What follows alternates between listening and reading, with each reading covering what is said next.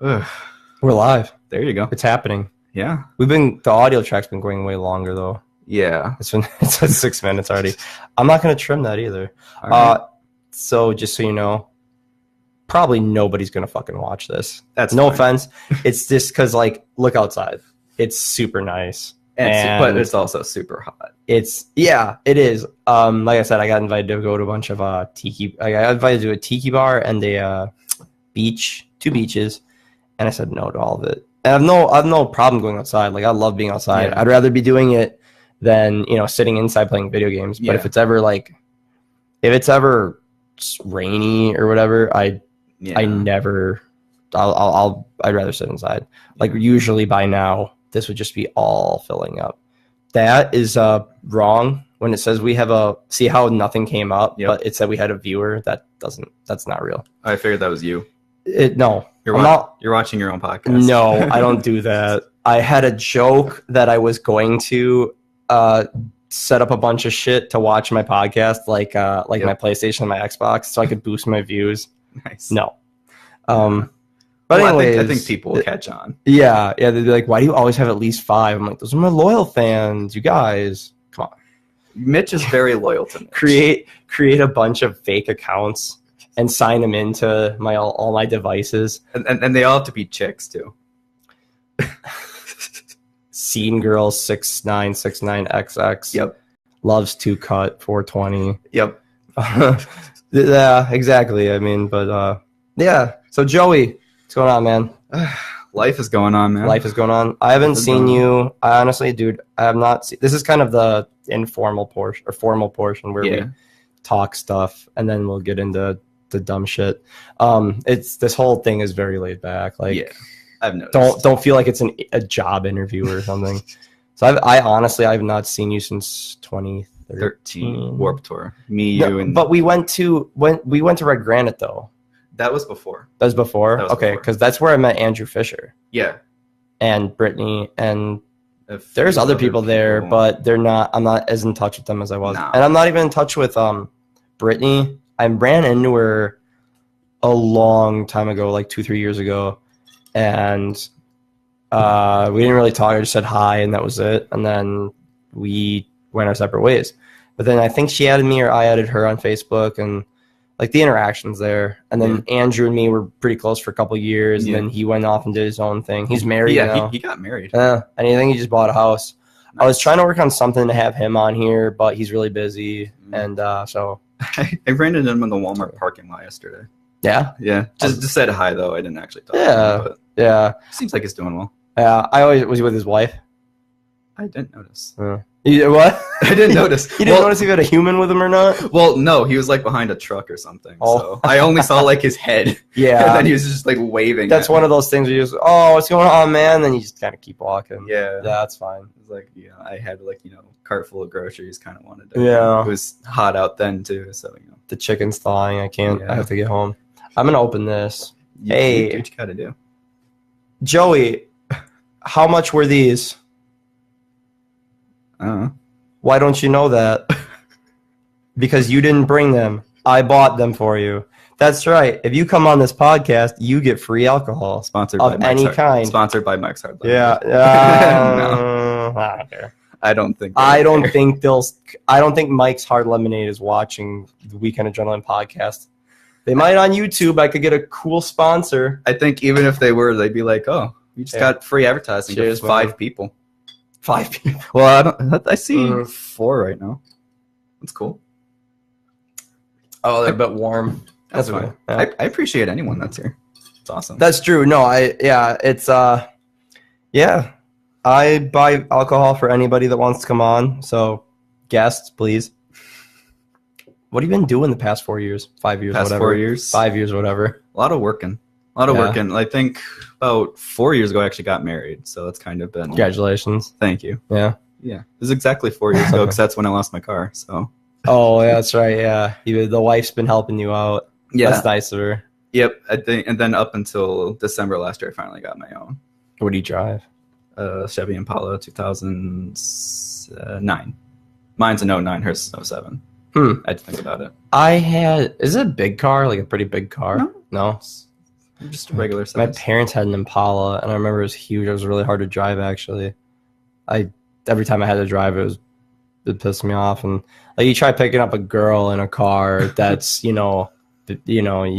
something your grandma or grandpa would drive. It's like, oh, no one's getting in this. Well, I had a Ford when me and Kimmy started dating, so a Ford Taurus. They don't make those anymore. That car sucked. Well, I mean, you got to start somewhere. It was good enough. I remember in high school when, like, I think it's always been like this, and I think it always will be, is that it might have changed recently, but I remember in high school,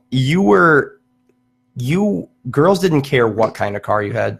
They just wanted you to have a car. And if you had a car, you were like, you got some looks. You're like, even if it was your parents, if you pulled up in a car, you're like, oh, I walked to school. Because I didn't want to waste gas, to be honest. I got voted worst car in my class, so. Fuck them. I actually got voted worst car because I had a 1987 Chevrolet Celebrity that my dad gave me. Had Celebrity as a title? No, it was the Chevrolet Celebrity. That's what it was. Oh, I honestly didn't know. It was an old car. My dad gave it to me because he got a new one. So he's like, well, you're 16 and you have no other options. Here you go. Well, that's awesome. I mean, at least your parents gave you a car. That's got me back and forth to my first job. That's all that matters. Yeah. Dude. Yeah, like you would get attention for having a car, but like I don't think it's going that way anymore. I think like the day you turn 16, and I think this was happening a lot back when we were in high school, they were just, as long as you had a car back then, but now you're pulling up in like mom and dad's like Escalade or something, because all the parents now are like the Gen Xers who are like in their 40s and shit now or whatever, and that's about when people started having more car money, like just to blow on cars, or they bought better cars or whatever. Because it must be now, because it wasn't like that when I was. No, right. It wasn't like me either. And I'm only a year ahead of you. Yeah. And like the Gen Xers, I think, are like still kind of trying to. They're in the generation where they're trying to like stay young. They're 40, they're in their 40s, and they're just trying. They're wearing like skinnier jeans than normal. They're wearing the flat brim hats and shit. They're trying to, like, I'm not trying to sound conceited, but they're trying to look like us. I feel like they're trying to look like us, but they're just trying to cling to their youth because they're denying that their age. I totally get it. I got fucking gray hair already, man. Do you? Not yet. You bitch. I know, right? I'm just jealous. I don't want gray hair. No, I just dress to be comfortable. I don't like. I'm wearing shorts and a Zelda shirt. Like, me too. Well, you're not wearing a Zelda shirt, but mine's Fallout. That's cool. Yeah. Did you know that was Fallout?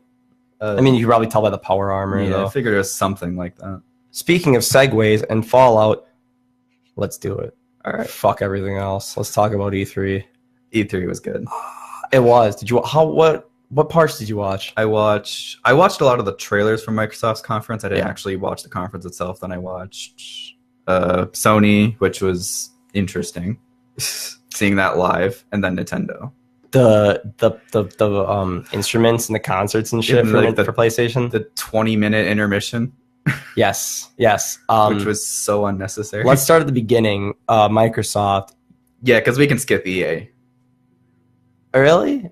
Was it? I didn't see EA. I always skip EA because it's the same. It's sports. Was it on? Did they play it on Sunday or Saturday? I think it was Saturday, wasn't it? Yeah. They're always first. I was working overtime. So. I always skip theirs because it's sports. And Battlefield, wasn't it?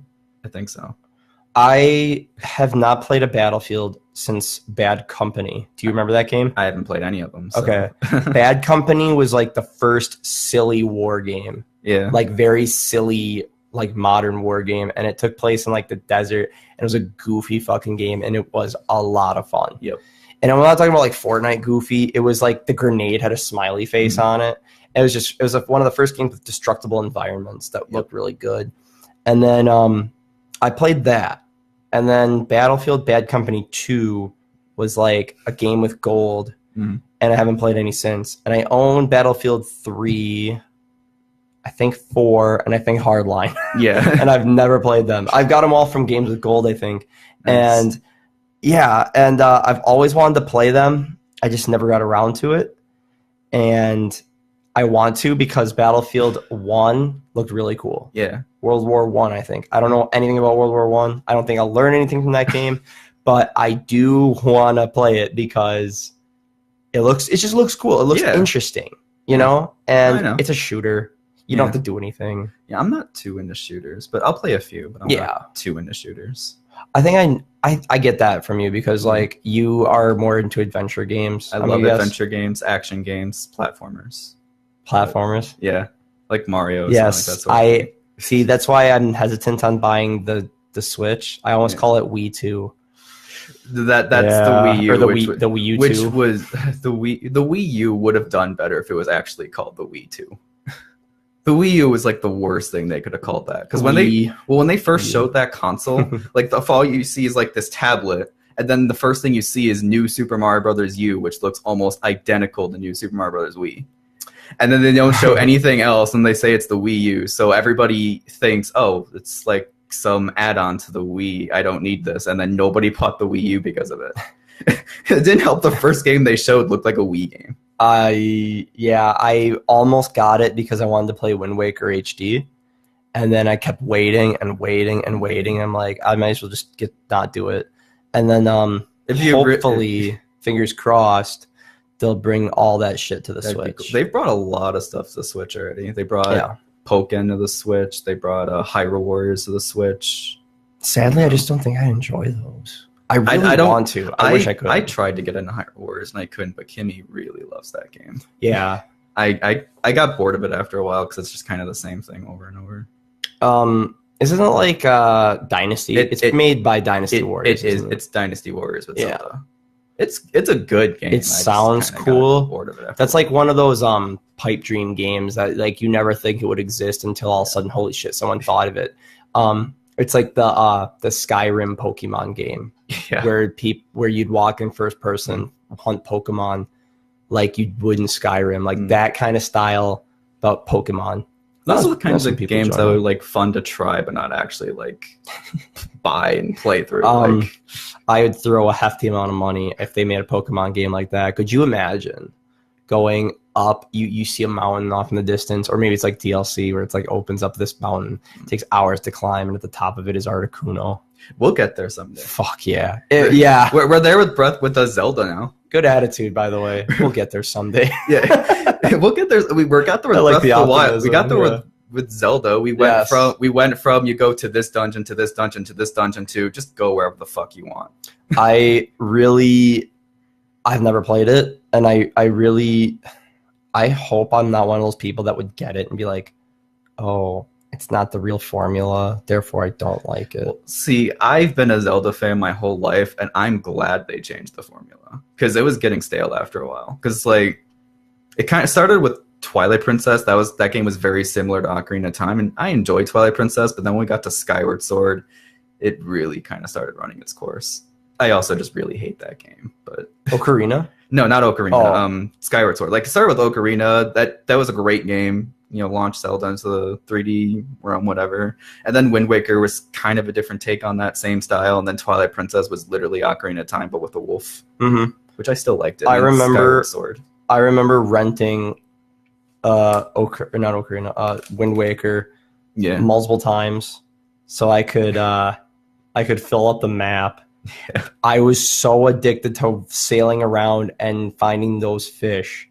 Yeah, I was so addicted to it, and I wouldn't even play the actual game. I finished it 100 times. Yeah, I love Wind Waker. Me too. Like as a kid, I remember I was like, I want to say I was 12 when it came out, and something like that. Yeah, it's 2002 maybe. 2003, 3. Then I would have been 12 or 13, somewhere like that. Because Twilight Princess came out in 04, I think. 06. What? It got delayed. Shut up. It got delayed like 4 times. I don't believe you. I'm sorry, but I don't believe you. It got delayed like... No, because it came out... They delayed it so it come out on the Wii. I want to believe you. But at the same time, I don't. They delayed it so it come out on the Wii. And then they released the Wii version first. What is it? What's the date? Twilight Princess. It's 2006. I'm going to say like November, maybe. December or somewhere like that. You're right. Yep. November 19th, 2006. Yeah, I stand corrected. I should have believed you, but for some reason my head wanted to think otherwise. I know myself. It's usually like every 5 years they do Zelda now. But no, Skyward Sword, it really... I played a demo for it in Target for some reason, and like some kid saw me doing really badly at it, and he grabbed the controls out of my hands like, "You're doing it wrong! Look, this is how you're supposed to do it."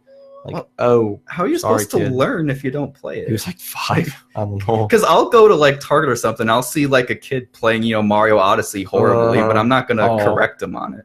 I 100%ed that game.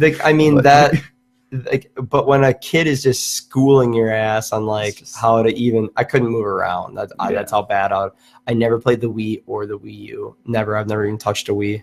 I think I might have bowled once. That was it. Wii Sports. That probably. Or I remember playing the disc game, the Frisbee golf game. That was a lot of fun actually on the Frisbee golf game. But I never played. My parents even offered to buy me a Wii. Like, Mitch, this looks like a lot of fun. Do you want it? And I'm like, no. Save your money. Well, my dad bought the Wii, so yeah. And then not gonna lie, I pretty much bought the Wii so I could play Smash. Yeah. If Smash didn't exist, I probably wouldn't have bought that system. The Wii U? Yeah. I would have bought the Wii U to play Wind Waker HD. Yeah. I was gonna buy that special edition with like the runes around the controller or whatever, the tablet, whatever the fuck it is. Yeah. And I would have done that, and thank God I waited. There were times where I had it in my arms walking out the door, and my friend's like, "Do you really want to do this?" I'm like, I set it down. We should go back to the E3 thing. I didn't watch EA. I was at work. I always skip EA, so it's fine. EA. Did they announce anything besides like Battlefield or anything? No, it's mostly just sports. Yeah, I don't give a fuck. It's just Madden. I don't mind Madden existing, but it's the same game every year. It doesn't need. It's like updated. What they should do is, I would honestly do it every year, but release free or extremely cheap roster updates, and then maybe do a graphic overhaul with every 2 to 3 years. Yeah, something like that. That's what I would do. Because I honestly think I'd get more people to buy it then. Yeah. If I did it with just release very cheap updates. Like, here's a player pack. These are new drafts for like $5. Yeah. This is like the 2019 draft pack. Yeah.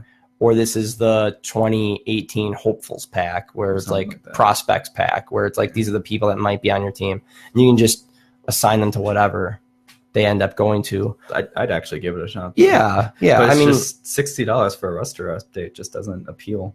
Yeah, no, I totally get it. I mean, like, there's obviously improvements in every system. Yeah. And you've got the die-hard fans. I almost said die-core. The hardcore. Yeah, like the hardcore Madden fans. The die-core fans, yeah. Did I just invent an awesome word? Yes. Huh, nice.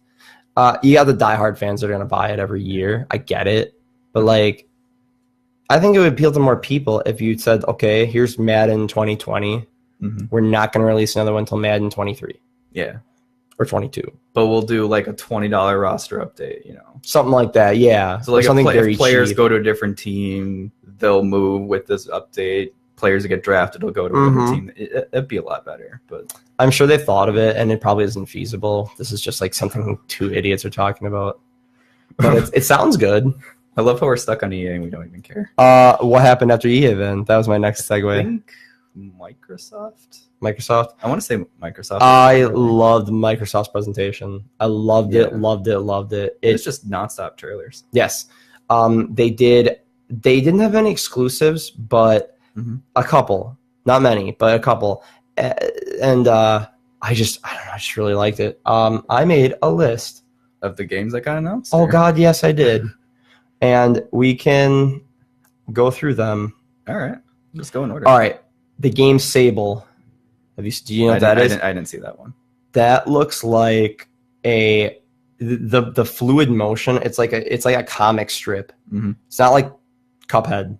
Yeah. It's like a comic strip, but you're moving, and I have no idea what it is, but I wrote it down. Sable. Well, you reminded me. I want to try Cuphead. Cuphead. I want to try. I own it. If you want to play it after this, we can do that. It's so hard. I have something to say about Cuphead. I bought it on January 1st of this year. Yep. Okay. got my first. I have proof of this. I got my first achievement for doing the first boss. No, I completed the tutorial. I did not complete the first level. It was that hard. Yeah. I put it down. I go to my friend's house the day of the snowstorm, which is when it was in April. Yeah, the one in April. April. Okay. Yep. We go, and I'm like, dude, I'm gonna bring my fucking Xbox, and we're gonna play Cuphead. And he's like, oh my god, I'm so excited. He's never played it. Yep. He beat the second level in 2 tries. Oh my god. Okay. I'm like, I'm not pissed. I'm just sitting here. I'm learning. I'm like, okay. So can I try? He goes, yeah. I make it halfway, farther than I've ever made it before. I tried again, and I beat the level. Nice. And that means I learned it from just watching him do it one time. Mm. We ended up going through half the game that night. That's cool. And we eventually got so tired we were getting worse. So we're just like, fuck it. We weren't even caring anymore. That dude's been playing video games since he could before he could talk. He's 30 years old. He's my buddy Dave Schell. I tag him in a lot of shit on Facebook. But he is just naturally way better at video games than me, and like I learn a lot from him watching play stuff. For me, it really depends on the game. There's some games where I can like play on the highest difficulty and no problem, and then there's some games where I get my ass kicked on easy. I think it's because you believe in yourself, maybe. It depends on the game. Well, it's a game like that you can play on the highest difficulty. Like when Twilight Princess HD came out, that had a hero mode, which doubled the amount of damage you took, and you couldn't get any health from like cutting grass or anything. There were no hearts. You only had potions. God damn. Yeah, I 100%ed it. Fuck yeah. Nice. And then recently I've been playing through the BioShock series for the first time. I just beat first time ever? Yeah. I just picked up the collection. Yeah. But I beat 1 and then immediately went to 2. For the first one, I started on normal. You might as well. I started on normal, was getting my ass kicked, so I dropped to easy, went through the game no problem. I enjoyed it a lot more. Sadly, I finished Far Cry 5. But I did it on easy. The enemies died in 1 hit. There's no shame on playing on easy. I wasn't ashamed of it. I was just kind of I was more or less frustrated. Yeah. And I didn't enjoy the game. I'm not trying to mock Far Cry 5. I'm just saying thank you for reacting to this, Gabby. Appreciate it, Gabby. Gabby's cool. Yes. Yeah. Haven't you known her for a long time too? I had a class with her in high school. Because she went to North Foundy for like a year or 2. Oh yeah? Yeah. Okay. I met her when she was like, I want to say like 13, 14, long time ago. But like we just started. She was the first person to ever say she wanted to come on here when I started doing it without Travis. Yeah. And the only girl and only minority I've ever had on here. Oh, Juan also. But yeah, Juan counts. Juan, yeah. I mean, he's not a woman. Some people don't think Mexicans count. I think they count. Why would Mexicans count? They're still people. They're just brown people. They're still people. No, I was one of the best jokes I've ever heard was this comedian named Artie Lang. He's really fucking funny, dude. He's dirty. He's very dirty. There's nothing wrong with that. Yeah, but like even there's a couple. I would not listen to him with my mother in the car. I'll say that. And I'm like me and my mother are pretty comfortable with each other. Yep. I wouldn't put him on the radio if she was with me. What? I just got a notification from Reddit saying live footage of a dead person walking. What? Yeah, Reddit's crazy. I might have to look at that. How do dead people walk? Yeah, look at live footage of a dead man walking. Oh, it's a guy getting friend zoned, I think. Oh, yeah, you see it? Yep. It's a picture of a girl dancing, and she kind of like points at a guy to come over by him, and then the guy almost does, and then his boyfriend just shoves him, like, to keep walking, man. Okay, that's not as cool as I thought it would be. But this joke, it goes, I was sitting in a bar the other day, and you know when you hear something super racist, you can't help but think, God damn, that's racist. This guy leans over to me. He's had a few beers, I can tell, and he just goes, someday, man, there's going to be more Mexicans than people. I go, God damn, that's racist. That'll be the day. And that's the joke that gets me kicked off of YouTube and Facebook and all my things. But you're on probably. But you're on both right now. This isn't going to YouTube. I have to process it and then send it out. It actually takes quite a while. I know it doesn't go automatically, but it'll get there. Oh, don't worry. It'll fucking happen. I'll finish this, and I'm going to get a formal snail mail letter from YouTube saying, "Dear user, you are an asshole. Please be gone." Yeah, but you don't care about money, so they're not going to get rid of it. You know how much money I've made from this? 0. Right. It's true. I'm not doing this for money. I'm doing this for enjoyment. That's cool. If I make money out of it, cool. Yeah. I know how I could, and I very well could, honestly. I know how to do it. Yeah. I don't want to. Not yet, at least. I don't need to. Things aren't a lot as fun when you have to do them. Could you imagine if, like, I just stopped and I'm like, I'd say, like, I'd set it up and be like, "Mitch, that was a really funny joke. Could I have some more?" And then I'm like, "That's right, Joey. You can have some more. And speaking of some more, why don't you enjoy these fabulous some more cookies by Nabisco?" I actually do want to try one of these. Oh, dude, open them up. Yeah, I was just segueing because I noticed they weren't open yet. Well, you said you hadn't tried them either. There we go. Let me get the. These are from the cookies last time. Hell yeah.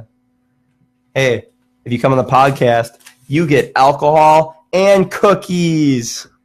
That's actually good. All right, that's all right. Yeah.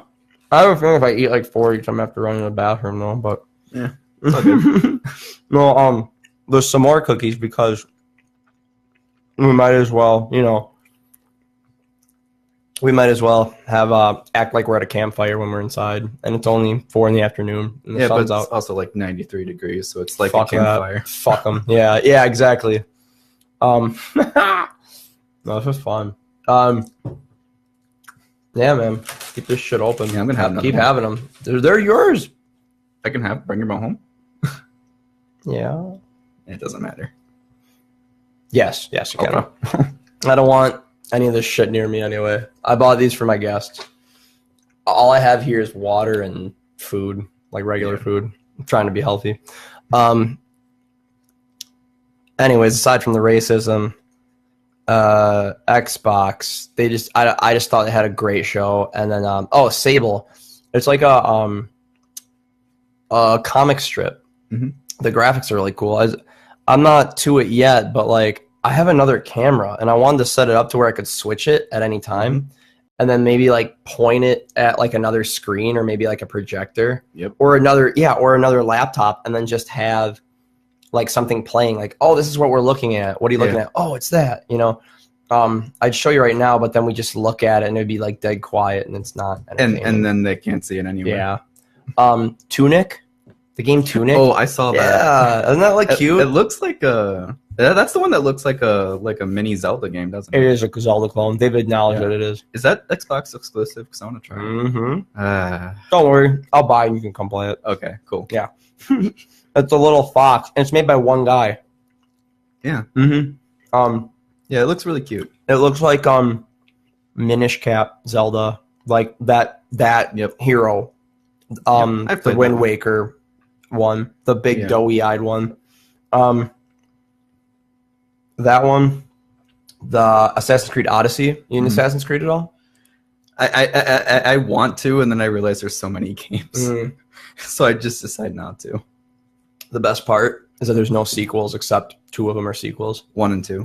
Well, no, 2. Actually, no. 1. The first one is not part of any of them.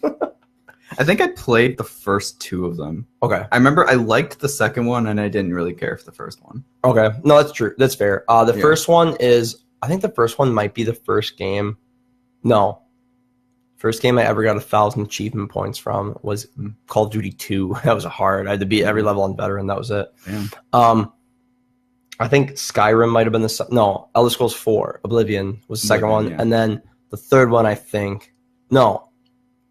I went back a long time ago and I got 1,000 pointed the entire Assassin's Creed. The first one is where it's really easy, but the story is amazing. Like, what you're doing is really cool. There's a lot of games I want to try, but there's just too many. I feel the exact same. This girl I was talking to recently is like, she like condemns me for never playing Mass Effect. I'm sorry, there's just too many. There's too many games to try. I agree with you. Yeah, but also you can't play all of them. Exactly. You know who does play all of them? James Peck. Sorry if he's watching. It's not an insult. That's what he does. And like everybody's got the same 24 hours in a day. What you choose to do at that time is up to you. And when you spend that much time, like I don't want to game that much. Exactly. But I love doing it. And it's a hobby of mine. And right now I work until 11 o'clock at night. I'm up till like 6 in the morning. What's there to do? I work until usually around 3:30, and then there you go. I mean, I'll play I'll play like 2 hours a day, like, and then weekends maybe like 3 or 4. But it depends on my mood though. There's days where I don't want to play video games and all, and then there's days where I just don't want to do anything else. You also have a wife, so I think you are given a little bit of leeway there. Well, and not only that, I'm married to someone that also plays video games. That's really cool. See, I don't want a girl that plays video games.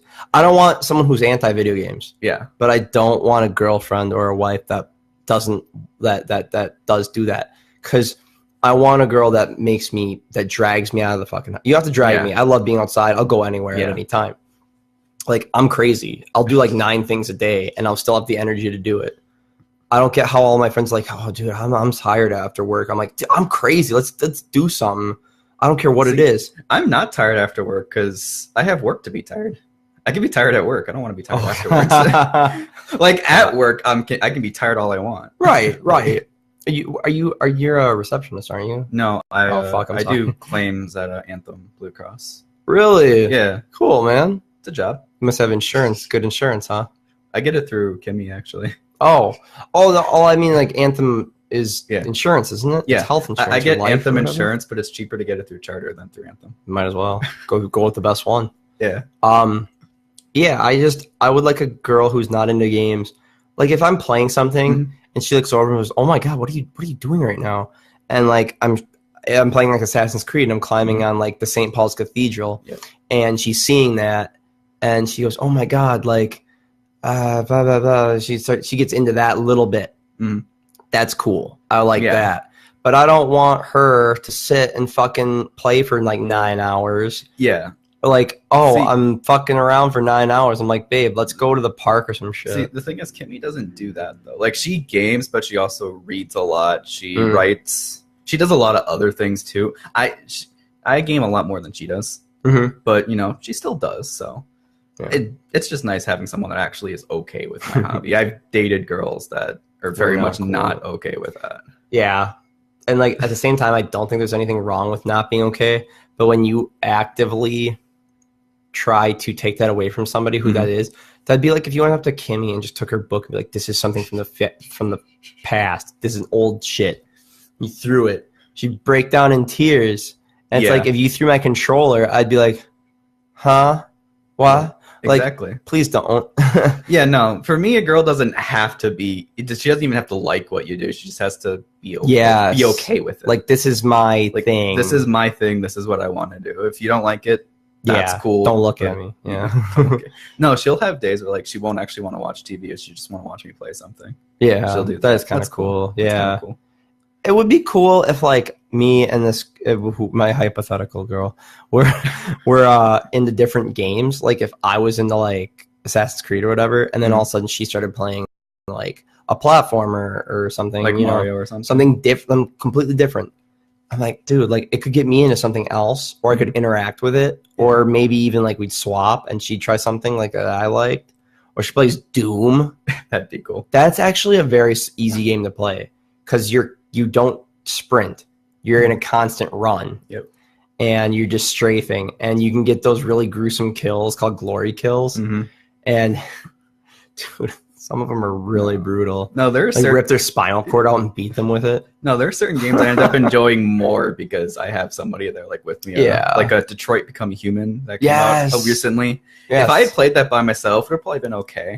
But having Kimmy there and like making decisions with her made it a lot more fun, and also very tense because they don't give you a lot of time to make your choices. I played the demo. My friend bought it and he finished it in like 3 days. I'm like, oh, good thing I didn't buy it.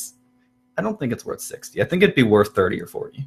I'm gonna buy it. I got a lot of friends that bought them, and a lot of friends that don't trade their games in. So I don't trade my games in either. I stopped doing it. Yeah, I stopped doing that, or maybe like 5 years ago. Yeah, me too. Actually, in 13. Because after a while, like you look at all the games you traded in, you're like, I want to play that again. Yes, that, and just like as cliche as it sounds, I'm keeping my consoles now too, because I'm like, I want my kids to play this shit. I'm like, this is what made your dad who he is, and now I want you to look at it. Well, I mean, it's true. That's. Oops. All right, you're cut off. Put it down. You know, I want to click this button because I want Christian to watch this, my other really gamer friend. I was gonna say nerdy, but whatever. There's nothing wrong with being nerdy. No, there isn't. I just wanted to, like, it's like a badge of honor now. Yeah. But when did that happen? 2010. Because when we were even elementary school, like being a nerd was just like you were the kind of guy that got beat up and shit. Like I saw scars on my hands from being beat up. Yeah, and people hated you, and then suddenly, like, it was weird. When I was a kid, I got made fun of from playing Pokemon. Oh yeah. And now that I'm adult, they're like, "Oh yeah, I grew up playing that too." Fuck you. Like, yep. What the fuck? Oh no, I've called people out for it. Like, where were you when I was growing up? Yeah, no shit. Yeah, no, I got made fun of for that. Like when it was cool, when everyone was playing it, I got made fun of for that. And now it's like, oh yeah, everybody's doing it. Mm-hmm. Like you see, like 40-year-olds walking around playing Pokemon Go. Fuck them. Give us our game back. You don't deserve it. We're not all hanging out playing 8 tracks and cassette tapes. Like, give us back our shit. Records. Records. Yeah. Fucking. Yeah. Here's your 45s and vinyls. Fuck off, dude. Yeah. I mean, like, it doesn't bother me as much, but like when I have somebody tell me, it's like, fucking nerd, man. I read like half of Harry Potter. Like, I want to stab you in the fucking nose because you fucking, I have scars on my fucking hands from when I got thrown into the lockers, and like I cut myself getting thrown in because like they're like, you fucking nerd. You don't play sports. Fuck you. I'm like, yeah, it was like that for me up until high school, and then maybe it was just like North Hondy. I don't know, but people just didn't really seem to care. Yeah, now half of them are dead from heroin, so don't worry about it. Well, no, like I said, I got made up for playing Pokemon shit, and then I'm in high school, and suddenly half of us in chemistry are playing it all at the same time. Yeah, I was like, what the hell's going on here? Yeah, because like I remember the class, 2 classes beneath me at WLA. They were super nerdy and they didn't fucking hold it back, and they were super nice and accepting. Yeah. And I remember hearing from teachers at my cousin's graduation party. I ran into them from like after being gone for like 4 years, and I asked them, I'm like, what's the student population like? And they're like, it's so much different. Mm-hmm. They're like, they see the feuds, they see when kids don't get along with each other, and it's so vastly different now. I'm glad. I honestly am. My cousin was like, well, what about all these freshmen got fucking attitudes and they're cocky? I said, I'd rather have a kid be cocky and, have it come from a sense of wellness than have a kid go home and cut himself or, self-mutilate himself to get over the fact.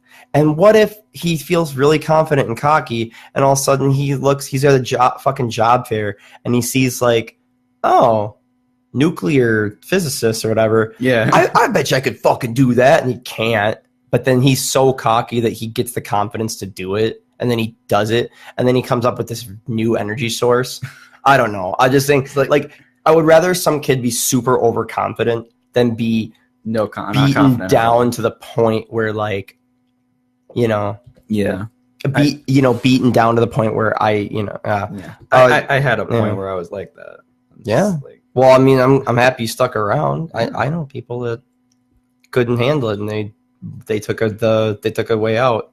So that's segue again. That's why I play video games. It's always been my escape. Yeah. No, that's good. I mean, like, say a lot of people rip on video games still to this day. Like, I know, and I don't really care if this sounds sexist, but a lot of females, like women, I get it. I do. I really do. Like, because they're coming from a place where it's like video games equate to laziness and just anti-socialism and shit. Which it can. Correct. To be fair, which I will give them that. Yeah, it is. That's why I do give them that. Mm-hmm. But at the same time, I noticed a lot of younger women, early 20s, are super duper accepting and will even play, like, or they're into it. I know a lot of girls that are it's not just Fortnite, like they're actually like buying their own systems to play shit. Yeah. Because they're finding their way into it, And that's cool. Just like some guys are putting on makeup now.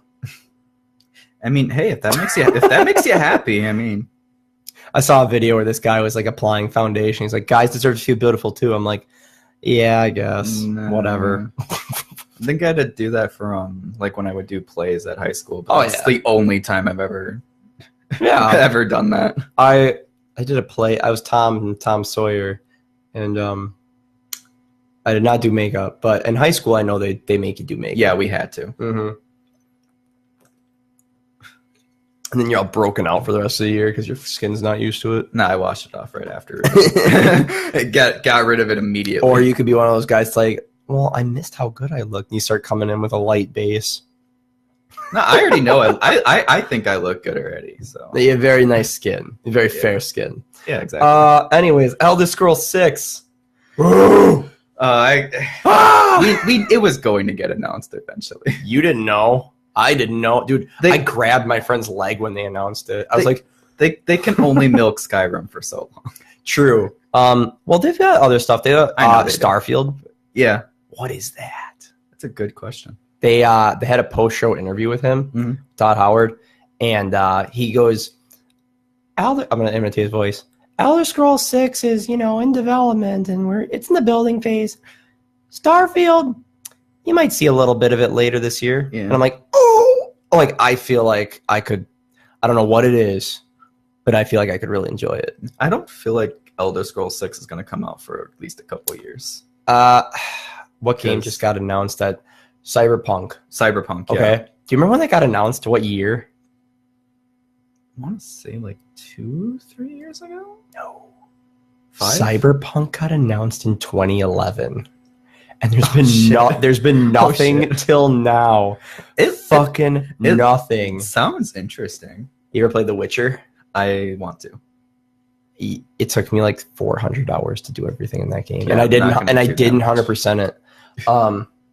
Where the fuck is it? I used to have a Witcher poster up here. It was him fighting a griffin. Yeah, I want to get to The Witcher 3, and then I know how long it's going to take, so it just kind of intimidating. If I can take some of the pressure off of you, you don't have to do 2.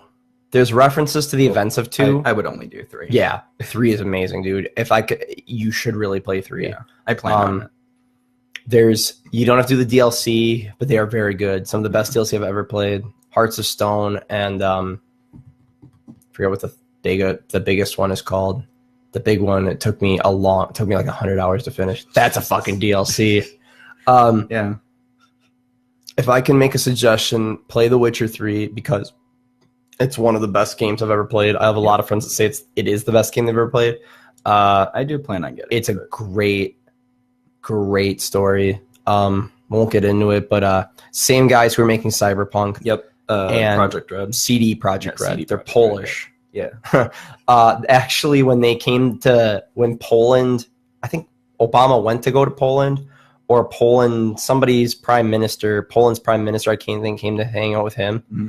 He gave Obama a copy of The Witcher 3, and he says, I don't think I'll play this, but I think my kids might. His oldest kid at the time was like 12, and you can see the guy's like, probably no. It's a super. There's so much nudity in that game. It's I know. A lot of hardcore nudity. Like they show sex. They don't show like the thing going in. But I was gonna say it's not awkward like some games where. No, it's not. It's very tasteful, and like you can actually opt out of the sex. You can actually say no. That's good that they give it the option. Well, yeah, they give you the option is to say like, no, I'm tired or something. Because there's actually a section of where if you do have sex with the woman you choose, you're actually at half health the next day because there's a battle in the morning and you're tired.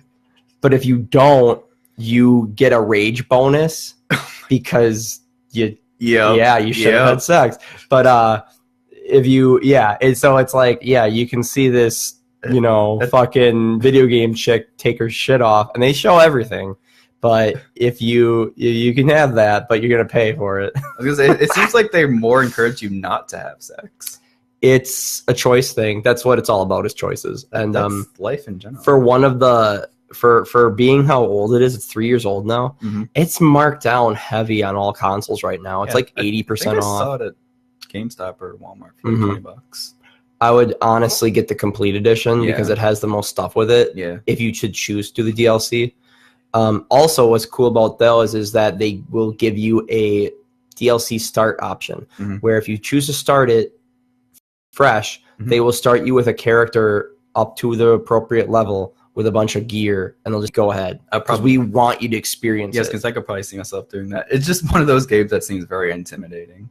Because like there's just certain games where it's like I want to play them, then I know if I do, I'm going to be doing nothing else. Yeah. That's how it was for Breath of the Wild. Oh, great. My mom's watching. Awesome. I literally did nothing. I literally did nothing else for a month. Literally didn't play any other game for like a month after Breath of the Wild. Yeah. Christian said he spent a decent amount of time on that game. I think 80 hours. I put in over 180. 180? God. Did not 100%. I think the longest I did was, it's either Skyrim or The Witcher. But Witcher, I broke it up. Skyrim, I just sat and just played because it came out in the winter. So I was like, where am I going to go? You know? I remember when they came out. And that's all everybody was doing. Then I'm here getting frustrated at Skyward Sword. Yeah. Well, I mean, I wanted to play Skyward Sword. I still don't. I know it takes place in the clouds, but what else was I gonna say about? I just say play The Witcher, man. It's so fun. You won't regret it. It's a lot of time, but it'll happen someday. Yeah. What was our original point? I don't know. You're just kind of going through the list. I know. Of games there.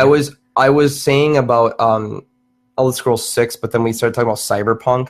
Yeah. That was the first information that they showed in 7 years. Yeah, it got announced 2011. Yes. Although they did announce it for other systems too. I get it. Yeah. We were gonna say that Elder Scrolls wasn't gonna be on the. No, that's all right, man. I mean, I won't use any bad language. Elder Scrolls 6 was announced for. He said we're possibly looking at next console. He said Starfield will arrive on this console, but we're thinking about next for the PS5 and Xbox 2. Yeah, whatever it's going to be called. Whatever it's going to be called. Nintendo's probably not going to do a system for a while, but I doubt this one will fit on the Switch. Oh no, Skyrim fits on the Switch, but that was also a 360 game originally. True. So true. Kind of a little easier to port that one. Correct. They have already promised that Cyberpunk will arrive for this console. That's good. Yes, I'm very happy with that. I'll probably try that after The Witcher, but what, Cyberpunk? Yeah, because that'd be cool. That would be really cool if you managed to finish it right as the release of Cyberpunk. I definitely need to get to that game before Smash comes out. You should. I know I won't do anything. I mean, else. I have it for Xbox One. Otherwise, I'd let you borrow it. I know you don't have it one, man. So it's cheap. It's not a big deal. Fallout 76. You're not really into that. I'm not really into that, but I am. But how it made you feel made me happy to see. Because it's like that's why I love when I got super emotional about it. I did, and then when I found out what it was, I kind of lost it a little bit. Like not like good lost it. Like I was kind of like, isn't it not a typical Fallout game? It's gonna be online. It's online.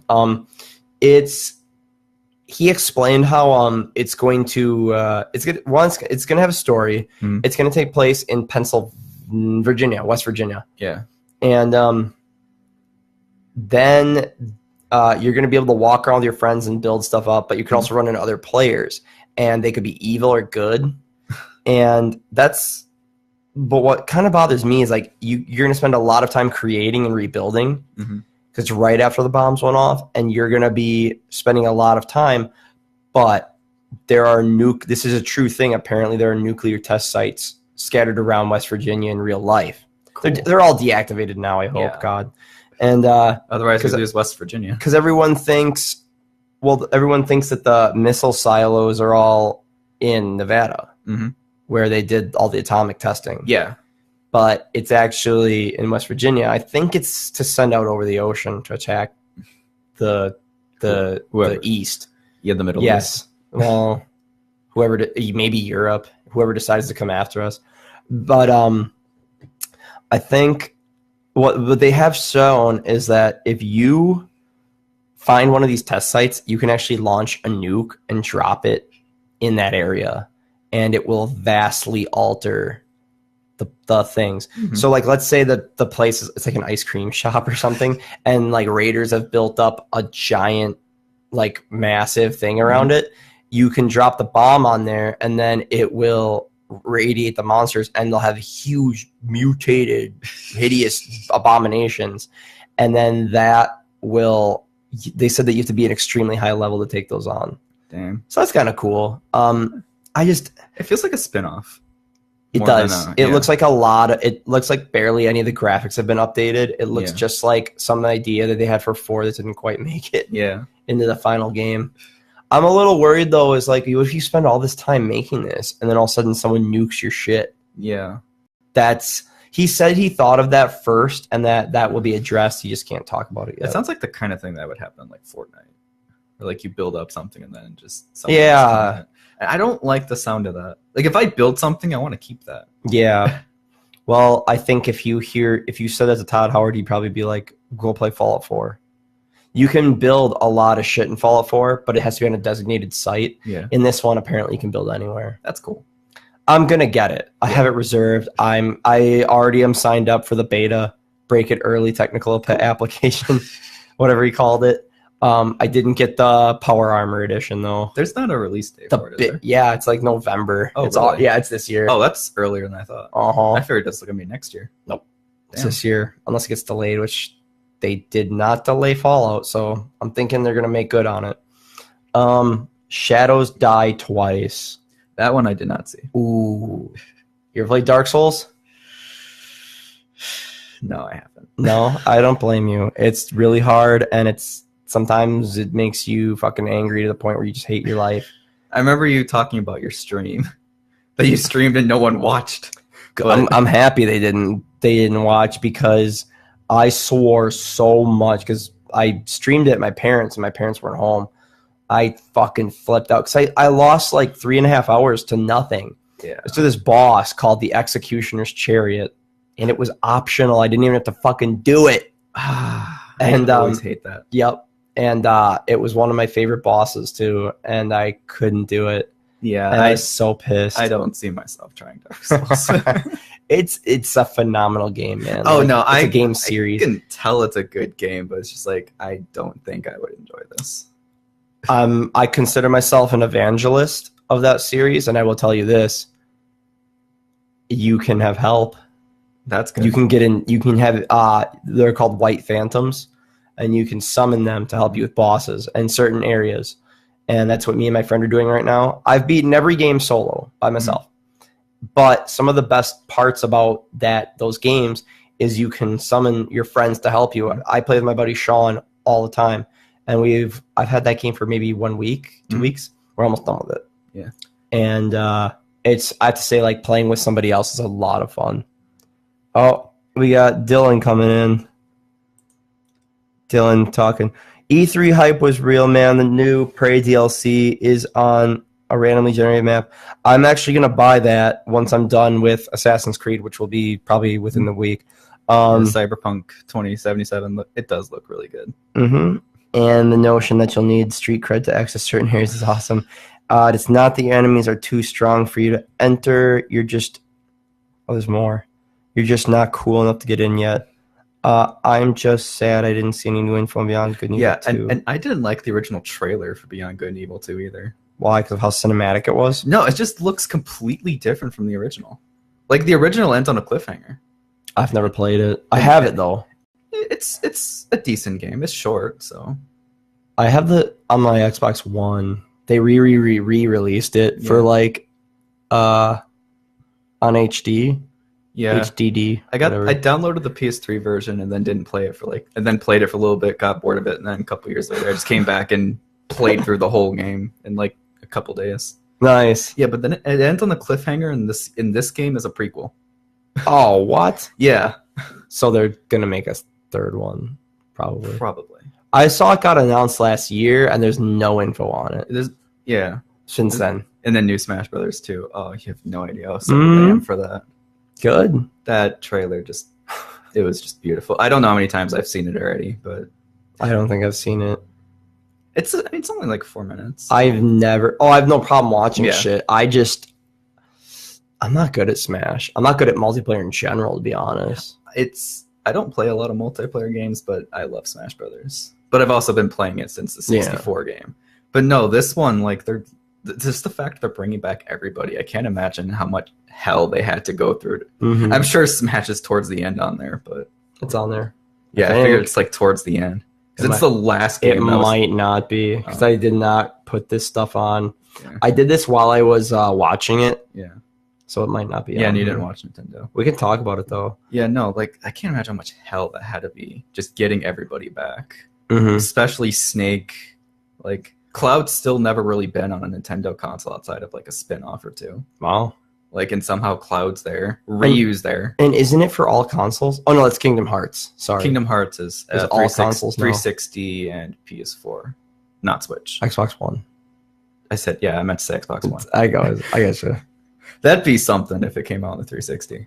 I wonder when they're going to end support for it, the 360, because I still have games on there that I want to play for games with gold or whatever. Are games still coming out on the 360? Every month they release 2, but they're backwards compatible to the Xbox One. You mean like the back? Yeah. Yeah. Okay. I was going to say, I didn't think they were still making games for that. Oh, they are. Damn. Yeah. Every now and then there'll be something, but it's not much. Then again, there's still games being made for the Wii. What? The Just Dance games. They still make them for the Wii. Fuck off, really? I don't play those games, obviously, but they still make them.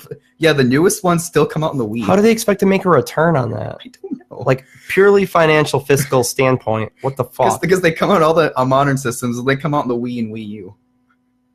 How? Son of a bitch. I mean, that's their prerogative. They can do that. I mean, if you have the money to throw away, go for it. Yeah, no shit. But Shadows Die Twice. The real name, I'm gonna butcher it, and I'm gonna sound very Western when I say it, but it's a Japanese name. It's called Sekiro. There was a game that looks like it takes place in Japan. That was during the Sony conference. That really good. Is a different one that's on there. Yep. But I know what you're thinking of. Yep. This is not it. Okay. Sekiro Shadows Die Twice. You know what? I'm gonna put a asterisk next to that because we're gonna watch a trailer for it after this podcast. Sounds good. And it's not exclusive to Xbox, is it? I don't think so. Okay. I don't think Souls would do that. Okay. They made one Souls game that was for PlayStation 4 only, and that was called Bloodborne. Well, that's what I have. So you have that? I have no. Well, no, I have the PS4. Oh, okay. That game, you don't get a shield and sword. You get, I think you get a sword, but you also get a gun. So you get both. You get a sword and a gun, but you don't get a shield. And that just reminds me of Bayonetta more than anything. It's not that fast paced. Yeah. It is. You also have this thing called blood vials, which is if you get hit, your health goes down, but then your parameter starts shrinking back to it. But if you can hit the enemy again and cause blood, when the Rachel. Yeah. Oh, okay. Yeah. When the blood when it goes down, if you can hit the enemy in that amount of time, you can get your health back. That's cool. It is cool. It's called risk reward system. And the gun is like your shield, but it takes time to reload because it's like an old school flintlock. It's like a pirate pistol. Yep. So like if you think you're going to get hit, you can shoot real quick and then they'll recoil and they'll give you a second to like get a hold of yourself. The Last of Us 2. The Last of Us 2. Oh, that looks so good. Yeah. I did not see the day 2 stuff. I saw it premiere. The girl made out with the other girl when Ellie kissed the chick. Yeah. I love how people online like got upset about that. I'm like, did you not play The Last of Us Left Behind? Now, because I have an interesting theory about that, but go on. Well, did you play the DLC for The Last of Us? I own the complete edition. Yes. Yeah, you find out she's a lesbian in that game. I don't think she's a lesbian. No, the creator himself said she is. Oh, she is? Yeah. Okay. After that came out, the guy said, yes, she is. Okay, because my thought was Ellie was born into this world that it is now. And that means that all standards of society were wiped away. Yep. And now, like, it kind of went back to, like, the ancient times where everybody's just into everybody kind of thing. And I think Ellie just spent so much time with this little girl when they were both little girls. I don't want to say anything. And they were both like 12 years old, and it's like, okay, like I spent all this time in a society that has no constraints, that doesn't teach you that, well, the norm is for you to like the opposite sex, but it's okay to like the same. You know, there's still like that tiny little stigma there. It's in there. It's in people's I thought voices. The same thing during the DLC, especially because they're so young. But she wasn't the only gay character in that game. Do you remember Frank? Like there's at one point in the game you meet this guy Frank. There's a note in his like little shed area that was a suicide note from his ex-boyfriend. No fuck. Yeah. Is that the guy like? Is that where you like get brought up on a chain and you're upside down shooting? Yeah, I think so. Okay, so he's like the big burly like mechanic. He's a mechanic. Yeah, he's gay.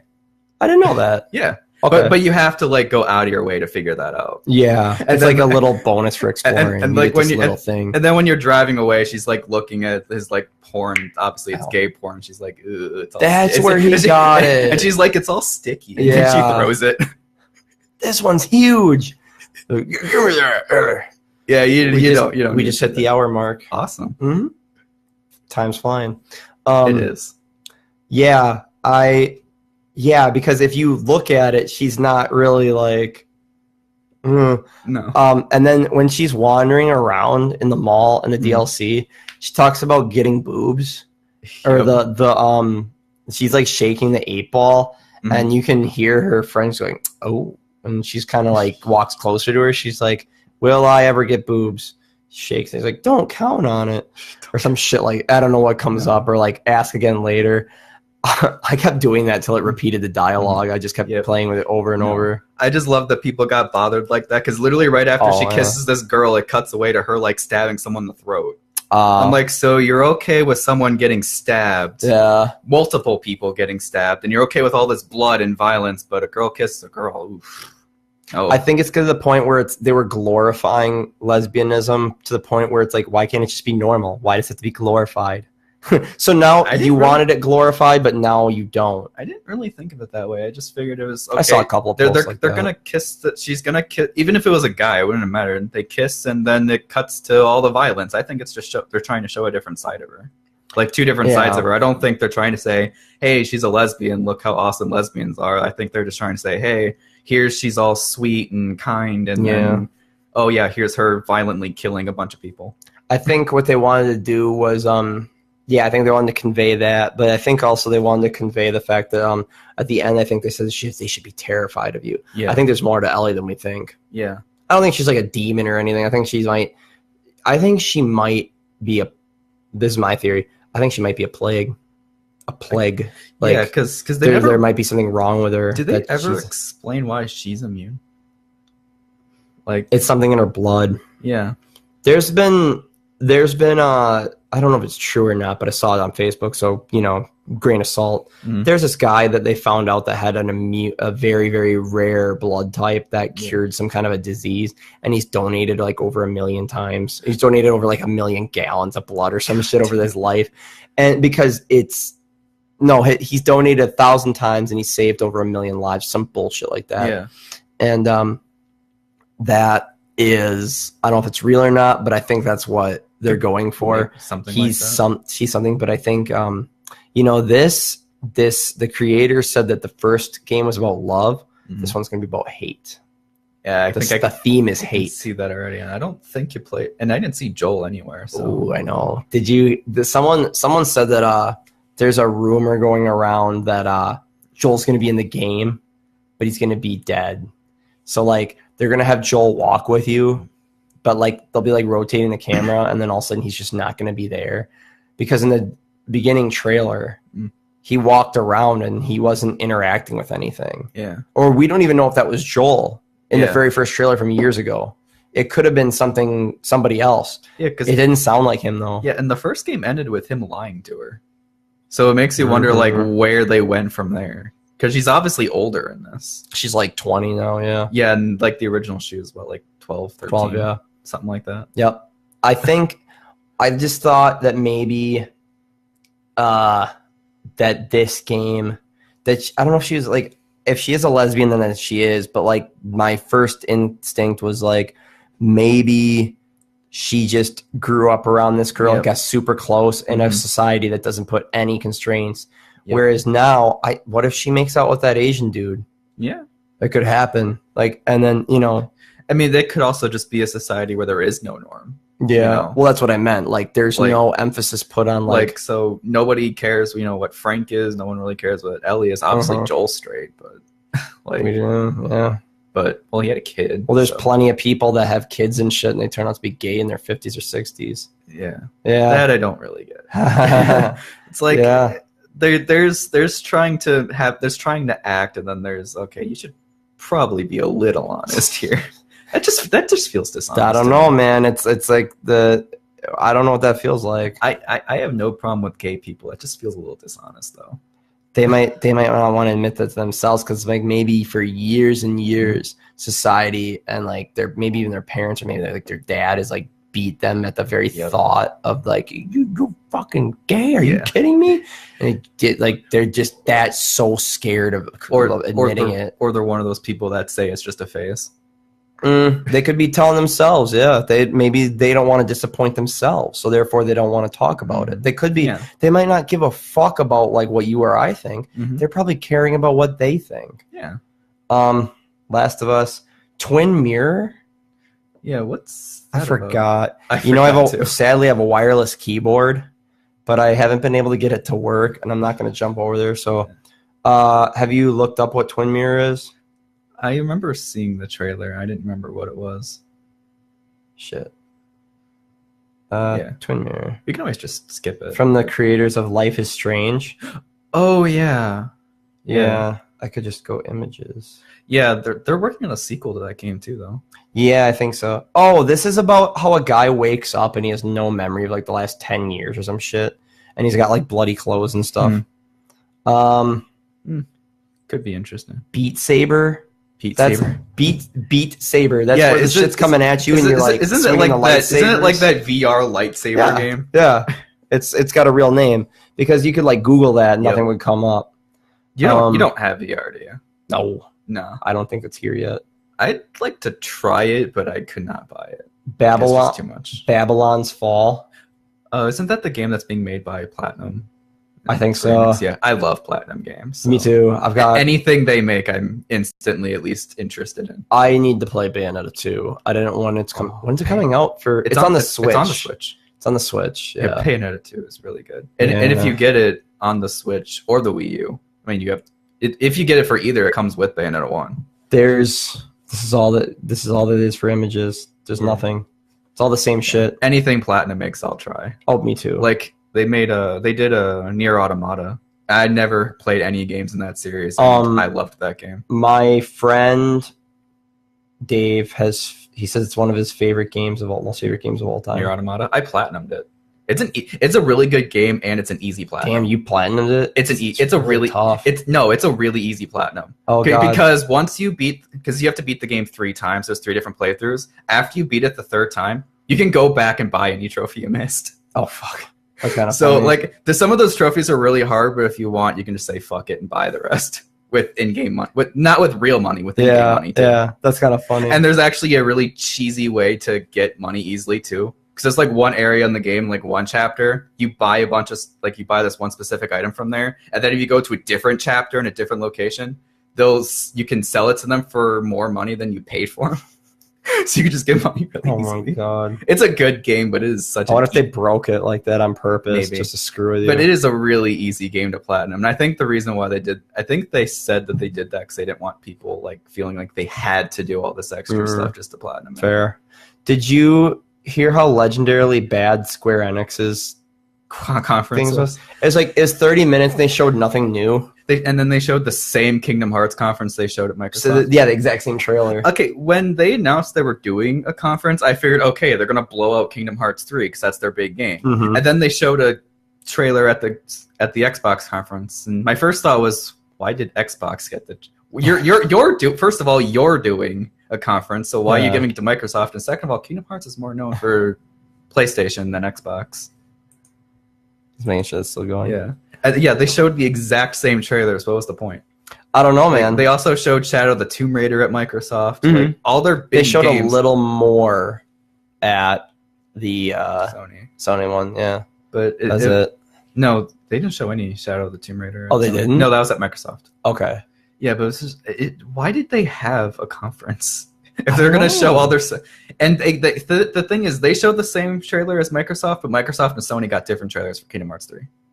Because Microsoft got the Frozen the Frozen reveal, and then Sony got to Pirates reveal of the Caribbean. Pirates of the Caribbean. That's the one I saw. I saw the Frozen one. Yeah. But is the girl who plays in Frozen? It's Kristen Bell, isn't it? Yeah, I think so. Did they really get her to voice act or no? I don't know if Kingdom Hearts gets the original cast. It depends. I forget. Sometimes they do, sometimes they don't. Most of the time, I don't think they do. It depends on the actor, though. It depends on if they can afford them, if they want to. Yeah. Because I know the original, there was a few people that did. I know, like, Oogie Boogie came back, but...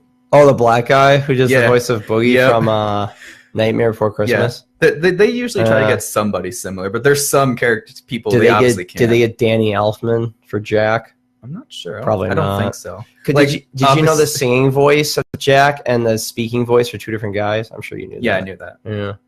Huh. Yeah, like they're obviously not going to get, Johnny Depp, but... they could. You got that debt money for me? No? Oh, okay. No. I'm going to go kill Joaquin Phoenix now. He killed his brother. Isn't that fucked up? He killed Joaquin Phoenix's brother. Well, he had him in his bar, the Viper Room, for a party, and then he goes, "I don't feel good," and he laid down and he died right outside his bar. I'm like, God damn! There's a plaque. There's a fucking plaque on the fucking thing. It says it's like the Lord holds River Phoenix or some shit. Square Enix announces The Quiet Man.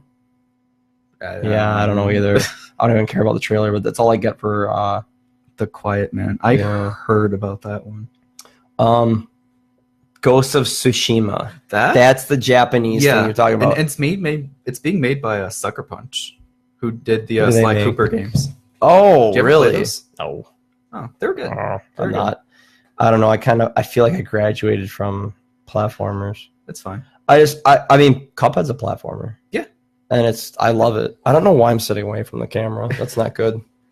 Well, there's different kinds of platformers. Yeah. Yeah. I enjoyed Sly Cooper. I enjoyed that series. But yeah, Ghost of Tsushima looks... I hadn't even heard of it until that trailer. I'm like, I'm going to keep my eye on this That gameplay apparently was just a side quest, too. Yeah, that's not even the main game. I believe it. Yeah. There's no... What I saw a lot of this year at E3 was very few... New games? No, I saw a bunch of new ones. Okay. Very few release dates. Yeah. A lot of games, a lot of new games, which is great. No release dates. Yeah, which kind of frustrates me. Because it's like, I want to look forward to this, but if I don't know when it's coming out, then I'm not really going to care until I know. Yeah. Exactly.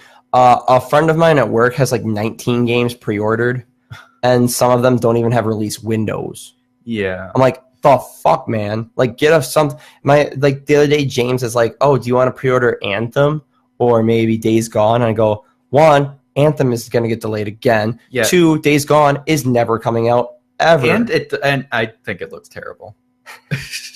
I'll play it. Trust me, I'll play it because it looks rad to me. Okay. But I'm like, 1, he's like, Days Gone has a release date. I'm like, that doesn't mean shit. They said, you know what else had a release date? Kingdom Hearts. You know what else had a release date? Duke Nukem. No, Kingdom Hearts 3 never actually had a release date. Oh, they announced it in 2013. It never got a release date until this year. Which is kind of sad, but they technically didn't delay it. You ever heard of The Last Guardian? Yep. 9 years. Yep. Fuck them. It's not even good. Yeah, I was gonna play that one, and then everyone kept saying it was terrible, so I figured, just save it. I didn't play it. I want to. I played Shadow of the Colossus. The new one? No, I didn't play the remake. Ooh. I played the original. New ones are it's only $40, I think, too. Yeah, but fuck, you want to borrow it? I have it. Yeah.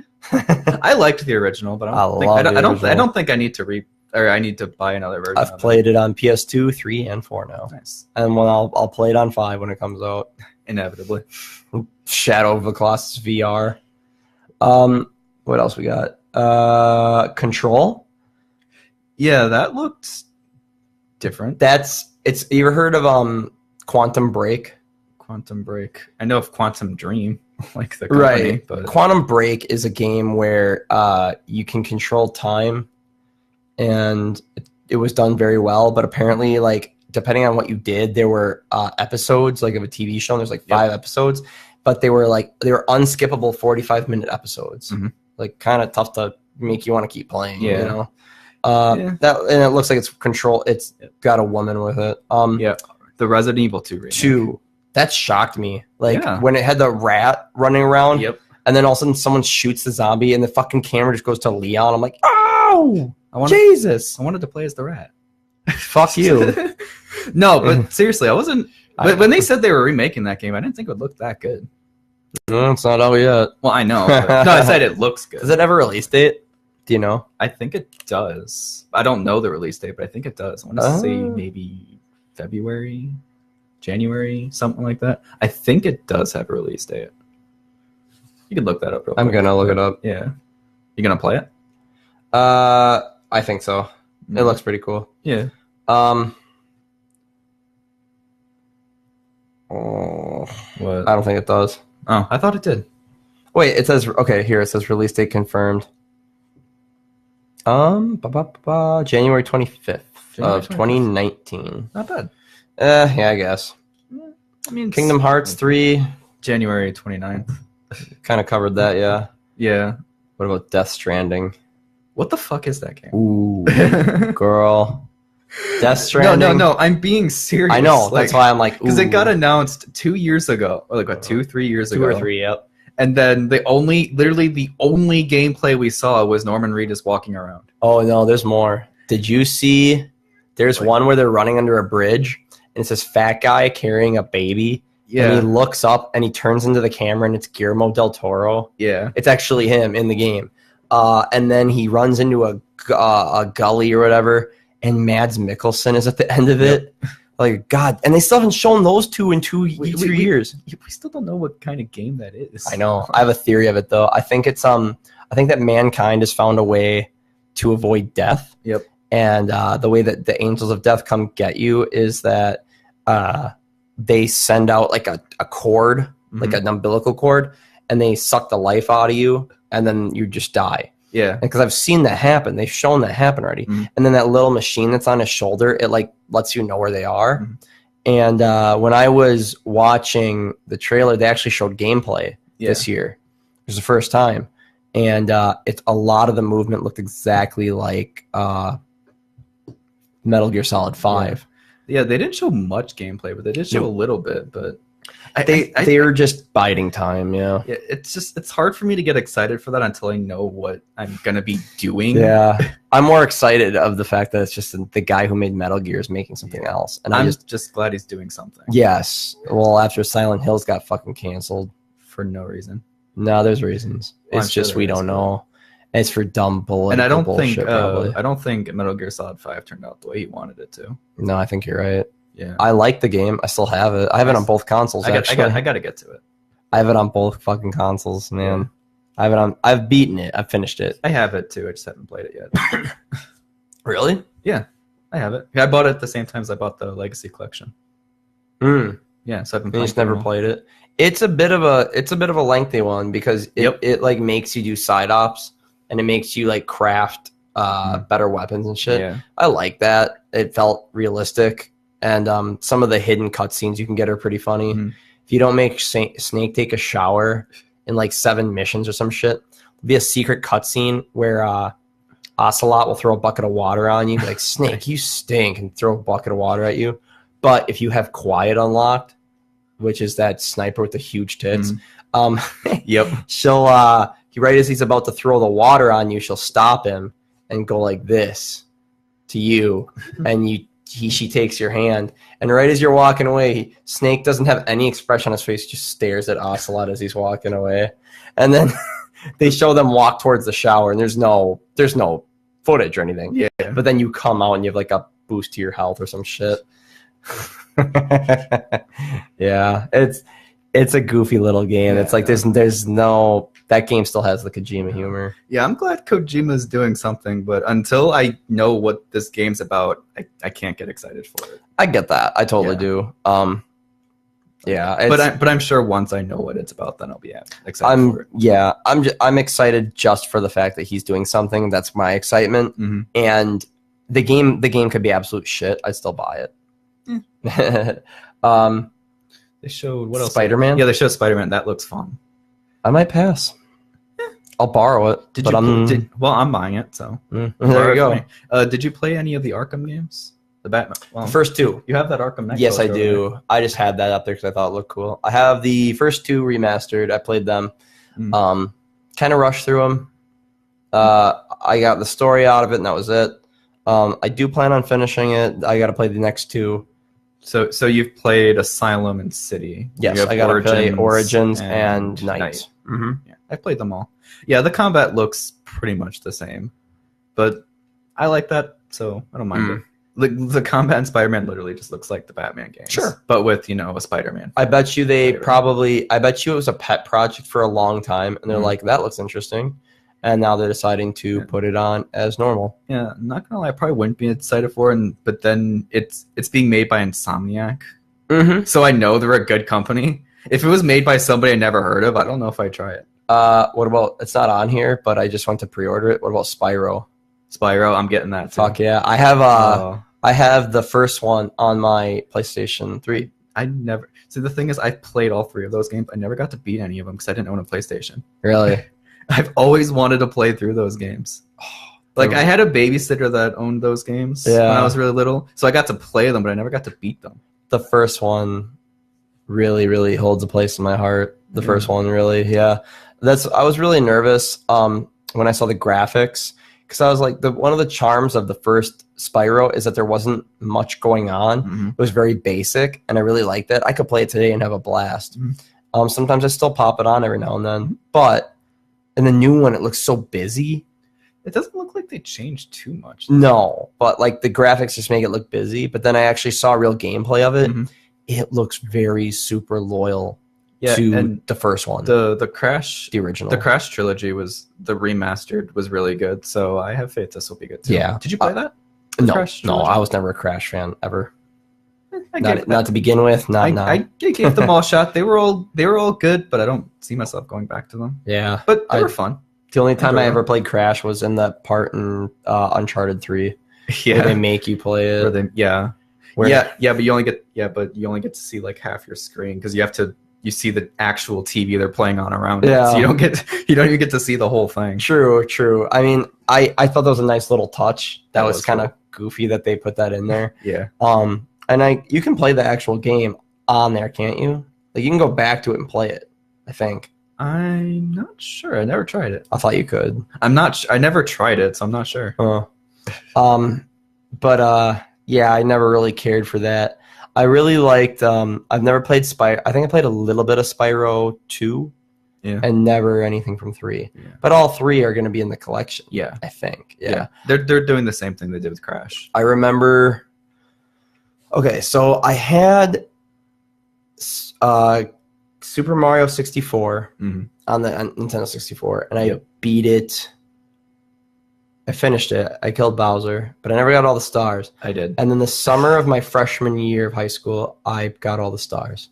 Yep. That was amazing. And then I think that year, I went and 100%ed all the treasure in Spyro. No internet. I did not have internet at the time, so I did it. I just explored so much. That is awesome. I was so proud of myself. When I got to the secret level, which is I've never opened it, and I remember going in there, and it was so much like because you can fly in that level. Yep. You can land too. It's like a constant flight sim with no time limit. And it was so fun. Like, it was so worth it. I felt for some reason I was like, oh my god, this is gonna be fucking worth it. It's just gonna be, this is what I've been working towards, and now it's nothing. And it was so good. It was like so vindicating. I have the one file that is 100%ed. Nice. You still have a file? I do. It's on my PlayStation 3. Yeah, I did that for Mario 64, and that was the reward itself wasn't worth it, but the 100 lives. Yeah. Yoshi on the top of the building. But it was still cool doing that. I've 100%ed a few of the Mario games. I did that both the Galaxy games 100%ed. Yeah. I never did Sunshine though. Oh, that game. That game is fun, but 100%. I was so bad at it.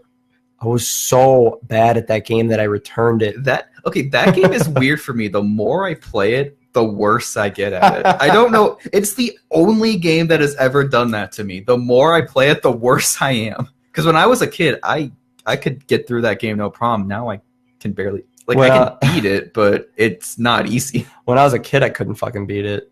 I was terrible. I was like, oh my god, I can't. When I got that game, I played it for like a few hours and then just stopped, and then a couple years later came back to it. I'm like, I'm gonna actually beat this. That's amazing, dude. Like, I miss that drive of like wanting to play a game so bad. Yeah. I have it sometimes, but like usually when I get playing for like 5 minutes, all of a sudden I'll just be like, I want to do something else. Yeah. I was like, man, I hope I have that same drive to complete it when the remaster comes out for Spyro, which is like September. It's coming up. It's like 2-3 months. It all depends on the game for me. I think now, like that we're older, we're all got, we've all got more shit going on than just when we were kids and all we had was school. So it's kind of a lot harder to get excited over video games when A, there's more of them, and B, we have more to do outside of them. So. I agree with you, but I still get really excited. No, I do too. No, I do too. Trust me. Yeah. It's a lot harder to get attached to games. Okay. No, you're absolutely right. I feel like it's just harder to get attached. It's just a changing of the times. Yeah. This is what it is. You get attached to other shit now too. There's still a few games that I will get attached to. Yeah. Daracine. I don't know. I'm gonna have to Google that one. I don't know what that is. I thought Sony ended with Spider-Man, so this might be other things that I've written down. Thought of, yeah. What? Daracine is a new PlayStation VR game. It has to do with ghosts. That's probably why I don't know what it is. Okay. I tune out when they talk. I wrote about it down when it looked like kind of cool. Looks like it has to do with spirits and ghosts and stuff. Yeah. Like this is one of the images. Huh. Yeah. Yeah, I tune out when they talk about VR. I got it. Well, I don't see a reason to buy it. Snapchat. I just don't see a reason to get VR. I got a friend at work that has VR and he loves it, but he has an Oculus. So he plays like all kinds of fucking awesome games. He loves it. I mean, all right, good for him. I mean, that's cool if you dig it, but I'm not spending $300-$400. Yeah. On it. Neo 2. I didn't play the original. I didn't either, but it's very Dark Souls like. Yeah. Yeah. Trover Saves the Universe. That is by Dan Harmon, the guy who made Rick and Morty. Oh, okay. Yeah. Yeah. I remember that now. Maneater, where you play the shark and you're trying to eat people. You heard of that? No. That looks interesting. I don't know if it's VR or whatever. Maneater game, yeah. Maneater is an open world RPG where you play as a shark. So did you spend the whole time in the ocean? Yeah, I don't know. Well, I don't know how you'd be a shark on land. That's what it is. Get a breather, or get a tank filled with water around your gills. So you just go SpongeBob it. I've actually never seen an episode of SpongeBob in my life. I'm gonna do one. That looks too weird. It's been a long time since I've seen SpongeBob, but I still remember like the first couple seasons. This sounds too weird. I never watched. It's just never appealed to me. I don't think it's dumb. No, that's fine. Yeah. It never really applied to me. Yeah, but I think that was it for Sony, because after that, I don't know if anybody else had a conference after Sony. I think it was just Nintendo. Mm-hmm. And they don't do conferences anymore. They do directs. Yeah. And they do them throughout the whole year. Yeah. So like they're on their own shit.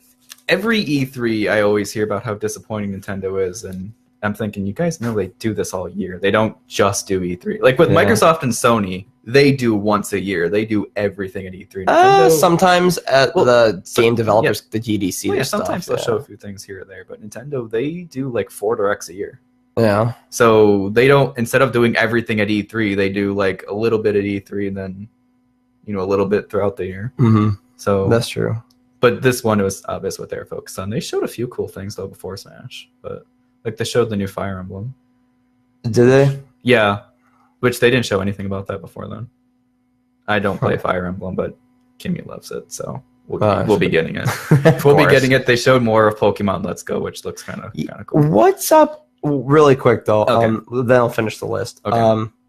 Cyberpunk, we covered. Halo. You excited for Halo at all? Or I don't know if you're a Halo guy or not. I'm not gonna be able to play it. So. True, but like you still be excited. I'm excited for shit on the Switch. Not really. Huh? Fair enough. I mean, Yeah. it looks like they're going back to the ring, which is cool. Which is they haven't good. been to the ring in they haven't been to the ring since 3. Since 3, yeah. I think the only one I played was 2. Really? Yeah. That was No, I played 2 and 3. Yeah, 3 still considered the best one. Yeah. 3 is amazing. Well, I had a friend in high school that owned them, so it's like how I played them. I have the Master Chief Collection and 4 and 5, and like if anybody ever wants to come over, I always play with them too. All right. I have the Master Chief Collection. You can do split screens and stuff. That's cool. What else is shit, I had something. I was gonna bring something up. I mentioned Pokemon and then you Yes. Halo. Yes. Is there still a Pokemon game coming out Next year. for like what is it? Do you have any? Let's Go is a remake of Yellow, but catching Pokemon is the mechanics from Pokemon Go. Okay. But the actual battles, like everything else about the game is like the main games. Okay. So it's just the catching that's different. But they're doing an actual Generation 8 next year. So this is a remake of Yellow, but it's also kind of like it's like they're trying to bring in people who only played the original games. It's like they're trying to bring them back with this. So this is what it seems like they're trying to do. Okay. But they're doing an actual Generation 8 next year. Okay. And it's going to take place on the Switch. Yeah. Or it's going to be released. They're all going to be on Switch. What? Oh, fuck off. Okay. I thought it was somebody, he's playing Dark Souls right now. Oh, okay. So, like, he's trying to, usually right now, the weather's getting kind of shitty out there. So much for the beach. No, I hope everyone's having fun at the beach. Yeah. No, it's supposed to, I know it's supposed to thunderstorm today. I just don't know what time. Just cloudy. Yeah. Monday it's supposed to thunderstorm. That does not look good out there though, dude. I should be fine getting home though. Oh yeah. I mean, you're in a car. Yeah. You'd be okay. Because I heard one of my friends has a Switch and he's very, very into Pokemon. Oh, yep. And I asked him, I'm like, was there any info about the standalone Pokemon game, like the big one? And he goes, oh yeah, you get Pikachu and Eevee. I'm like, no, the other one. He goes, he was like, I don't know what you're talking about. No, they made sure to talk about this before E3 because a lot of people were confused. This is a remake. Like, it's somewhat of a remake. It's a remake of Yellow. You're going through Kanto again. You're kind of going through that same story. Catching Pokemon is going to be like Pokemon Go, though. Okay. And unlike the original games where the counters are wild, you actually see Pokemon on the screen. So, like, if you don't want to run into wild Pokemon, you just ignore them. Okay. And they don't, like, chase after you either. They just kind of just mind their own business, and you only run into them if you choose to. But yeah, it's just Yellow. Next year is when we get the actual next generation, and they're not going to talk about that until Let's Go's out. Fair. The Pokemon Company always does that. They only talk about the next game. That's fair. I mean, I get it. Yeah. They didn't mention I know Let's Go Pikachu and Eevee got announced like 2 weeks ago, 3. Yeah.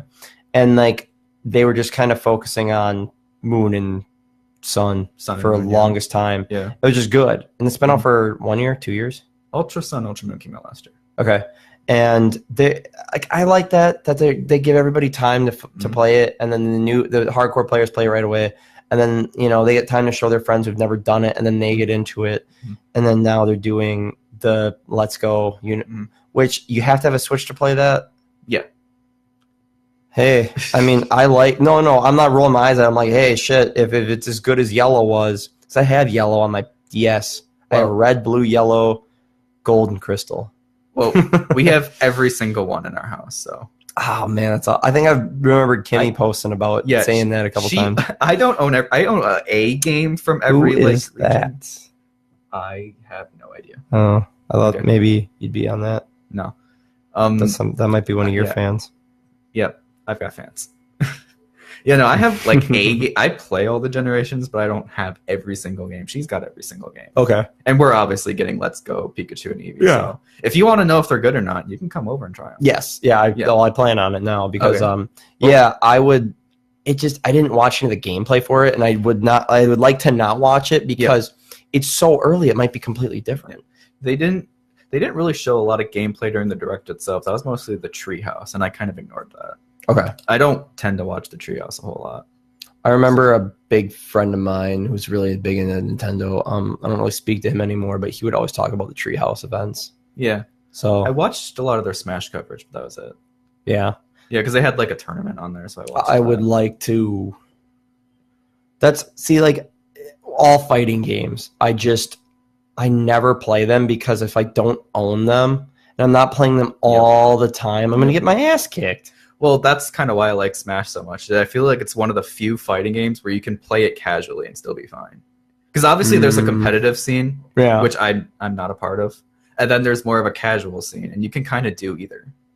Like casual meaning has never touched the console. Yeah, Smash is it's a very easy to learn, very difficult to master type of game. Like it's the kind of game that if you just want to, kill a few minutes, fight whoever you want, have Snake. You can have Snake beat up Cloud on a Nintendo console with this game.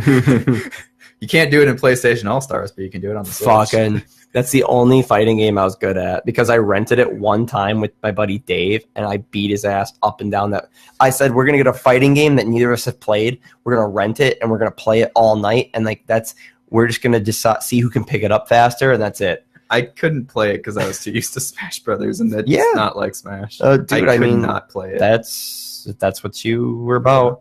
But yeah, it's kind of one you can just play it a few minutes and do whatever dream matchups you want. But then you can also, be one of those people who play only items on Final Destination. That's annoying though. Only items. No, I know what items. No items. Final Destination. Only 300 damage. That's no. Oh, you ever done that? You do 300 where it's like you one hit, you're just gone. You touch someone and they just sail off into the nothing, to the abyss. I don't like playing that way though. Like I'm kind of a mix, but I'm not like a competitive player, but I'm not like somebody who's never touched the game either. I'm kind of like an in between. Okay. But in your opinion, what was the best part of E3 this year? Best part of E3? Yeah. Seeing gameplay trailers. Well, if you could assign an award for best anything at E3, what was it? I don't like to do that. Because no, it's the thing is when it comes to E3, I don't like to do Microsoft won, Sony won, Nintendo won. Gamers win. I get that, but that's just how I am. What was the one thing you enjoyed the most? Well, I think obviously Smash Bros. Okay, then there you go. That's fine. I'm gonna be honest. It's biased, but that's all I was looking for. Yeah. Outside of Nintendo, though, I'm excited for The Last of Us. I'm excited for Spider-Man. Sure. I still want to know what the hell Death Stranding is, and I hadn't heard of Ghost of Tsushima before. Yeah. This, so I'm excited for that. I think if it made you excited, then that's a good thing. Yeah. I think Microsoft did a hell of a lot better than they did last year. I think in terms of conferences, I think they had the best one. Sure. Presentation. Yeah, presentation-wise. Because the Sony one, once we got to actual gameplay, their conference was good. The concert itself was not. Well, remember when the president came out and he's like, we're going to try something a little different this year? I respected that. Yeah. It was kind of a misstep, but the fact that they tried something different, you get a participation trophy for me. Opening it in the church thing was really cool. Mm-hmm. Yeah. The flute player was pretty cool. Yeah. The banjo player banjo or whatever the fuck that was. Yep. That as someone who tried to play the banjo, I respect that. The banjo is fucking hard. And I think he's the composer of The Last of Us too. You think so? No, he is. He is? Okay. Yeah. I respected Sony for trying that. And then Nintendo always does their own thing. Mm-hmm. They don't even care what everyone else is doing. That's good. Yeah. Well, they're the kings. If you've ever watched the one with me and Christian, I go off about Nintendo and I'm not a Nintendo fan, but Microsoft and Sony, they know that Nintendo's the king. Mm-hmm. All their ideas they've gotten are from Nintendo. Everything they've done up to from the beginning of their companies to now has been a ripoff, a spinoff, or an homage to Nintendo. Yep. And Nintendo doesn't need sales. They don't need anything. They have their roots. Their name is so deep rooted into every Westerners and Easterners and all of the world's lives that they just know. Yeah. They know we know we're the king, and we don't need, big ass graphics. We don't need the best online play. We're gonna do what we fucking want. And then when our time comes, when we come back up to the top, and we're gonna look down on all you, you'll know. Yeah, even people who haven't touched a controller know who Mario is. Oh yeah, that alone can tell you how big Nintendo is. I still say they have a horrible problem riding on the same couple of people. You know, Zelda or Link and Mario can only bring you out of the muck so many times until you got to fucking step it up. Which is why I'm interested to see where they go on the Switch, because they brought out their big Zelda and Mario game in year one. So it makes me wonder where they're going to go from here. I don't know, man. Because Zelda typically only does one big game per console. I wish them luck. Yeah, I do too. I do, because I don't want to see Nintendo die. And their next big gun after Mario and Zelda is Smash. Yeah. So and now it's out. So cat's out of the bag. So where do they go after that? Does Smash have a release date? December 7th. A lot sooner than I expected. Yeah. Good. Yeah, but like with Nintendo, we saw Fire Emblem. We saw a new Mario Party too, which Mario Party is always fun. But I heard about it. I heard about that. Like we didn't see anything on Bayonetta 3, which was kind of sad for me. Is it in development? Yeah, it's in development. Yeah, I love Bayonetta. Okay. And then we didn't see anything on the Yoshi game either. Oh yeah, didn't they? Are they bringing a Toad game? It was on the Wii U, Captain Toad. Yeah, Treasure Hunter. And then it's getting ported to that. It's surprisingly fun. It's one of those games that looks really dumb until you actually play it. That's no offense, but I watched my friend play it, and he was a little, whatever. And I wasn't. Maybe that was my problem. Like, I don't want to fucking be here right now. This looks shit. I wasn't talking shit on the game. Yeah. I was so shocked at how happy he was being so bored. But then I think if I were to play it, I'd be like, okay, I respect it and it's fine. It's not gonna blow you away or anything, but it was fun. It's a good time. Yeah.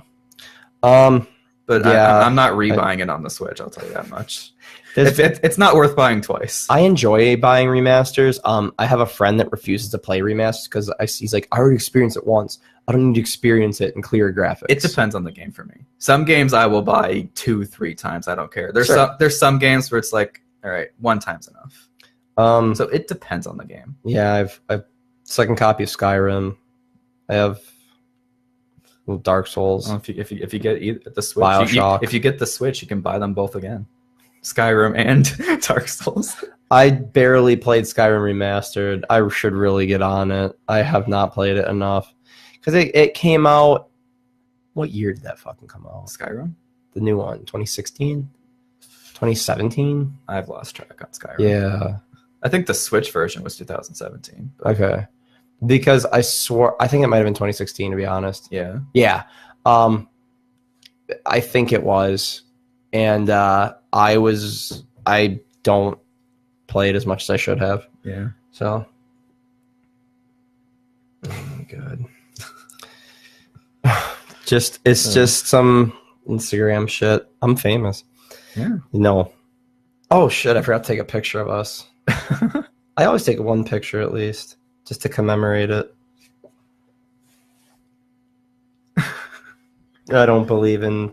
It's the same fucking picture I have of all of them. I like it though. Kind of chopped out part of my face. And my face is kind of covered. Behind the microphone. You can always take another, I don't care. Sure. You see, yeah. Nothing like watching podcasts of people taking selfies, huh? Thanks, everybody. It's not pretentious at all. No, God, no. Just, pictures of ourselves with no one else here taking it.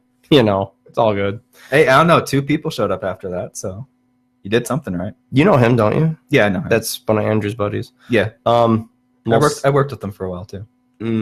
Yeah. I guess I would say that of all I think Microsoft had the best presentation, stage presence. Mm-hmm. They were rock stars. Yep. But Sony had the best show, I think. Yeah. Gameplay-wise. Yes. Gameplay-wise. Minus... Well, Microsoft is more about presentation. Yeah. Like, it's the rock star, it's the glam, it's the fucking... It's pop music. Yeah. And there's nothing wrong with that. And then I think PlayStation is like, okay, now you got to get serious and you got to get quiet. and you're gonna like what you see. Yep. Pop music. This is a really, really good analogy, and it fits in with a lot of shit. And I'll say it for video games too. I used to talk a lot of shit about pop music when I was growing up. It's like, oh, it's all brainless and shit. I think I did too. Oh, I still sometimes do, especially like, what's the one band everybody hates? There's a lot of them. Nickelback, right? Nickelback, yeah. And somebody I know, I won't say them because they might be watching, but they defended Nickelback and they said, name one other band that you want to go to a strip club in here. Yeah, they make good pole music. Yeah. I would love to watch a girl get on a pole and fucking strip around and swing around to something by Nickelback. Then if all of a sudden For Whom the Bell Tolls by Metallica would come on. Yeah, I don't think that would fit. She'd fucking, it wouldn't. But like, you can't be one of those guys who's like, play Metallica all the time. You walk into a bar, like a prep bar, and you somehow get Metallica to play. The DJ is like, okay, here it goes. You paid me $20. Here's Enter Sandman. And all the girls just fucking dry up and they walk out. I'm just saying, like, and then Billy Corgan, the singer from Smashing Pumpkins, he defended it and he goes, you know what? Pop is porn and everybody masturbates. So you don't have to like it, but it's fun and it's catchy and it's just cotton candy and bubble gum. And that's what Microsoft was this year. There's room for that. Yeah, there is room. Like it's you can do music or video games. There's a reason why there's so many different kinds. Yeah, like if you wanted to say if E3 was college, Microsoft was the dorm party, and then E3 was the lecture. Sony is the lecture that you want to attend, that you're going to learn from. You're not going to learn by Microsoft, but it's going to be a lot of pretty explosions. Yeah. Speaking of which, did you watch the part where they revealed 3 Gears of War games in under a minute? They revealed Gears Pop, which is where you play as the Pop figures. Mm-hmm. Then they revealed Gears Strategy, which is a strategy game with Gears. And then they're like, oh, and Gears 5 comes out next year. And they were, whoa, like people freaked out. They were like a little applaud for the Gears Pops, and then they were a little applause for from the strategy game. And they explained it, and they're like, thank you very much. I really appreciate it. Oh, and Gears 5 is also next year, and here's the trailer. Yeah, and people were like, oh! And then they showed like a 10-minute trailer, and it was really good. And I'm very into Gears of War. I really like it. It used to be the most violent game in existence. Did you know that? I believe it. When you use a chainsaw to saw people in half, and you could see all the gore, and then you could also kick the body parts around. Like that was, and they like would fall apart when you kick them around. Yeah, that was but like I say, we should like detract from E3. Okay. Talk about some music.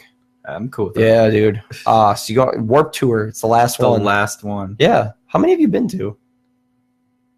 4. Damn, really? Yeah. I think I went to 2 or 3. I want to say 3. Yes, 3. Well, the first one I went to was 2012. Okay. But then I went 12, 13, and 14. You went to 13 with me. Yes. And then I remember I went to 2011, went to 2013, and then 14. Yeah.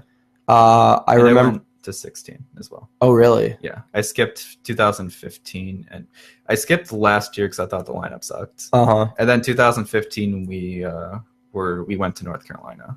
So we obviously didn't. Well, my grandma turned 80, so she wanted the whole family together because we all live in different states. So instead of going to Warped Tour, we went down to North Carolina. Should have taken your grandma to Warped Tour. Hey, Grandma, we're gonna put you in the circle pit. Hey, I don't know. My grandma's probably more badass than half the people there. Like she starts just fucking shoulder checking people with her bony shoulders. No, she's very healthy for someone her age. Surprisingly, that's good. Like, yeah. I don't even know the lineup, to be honest.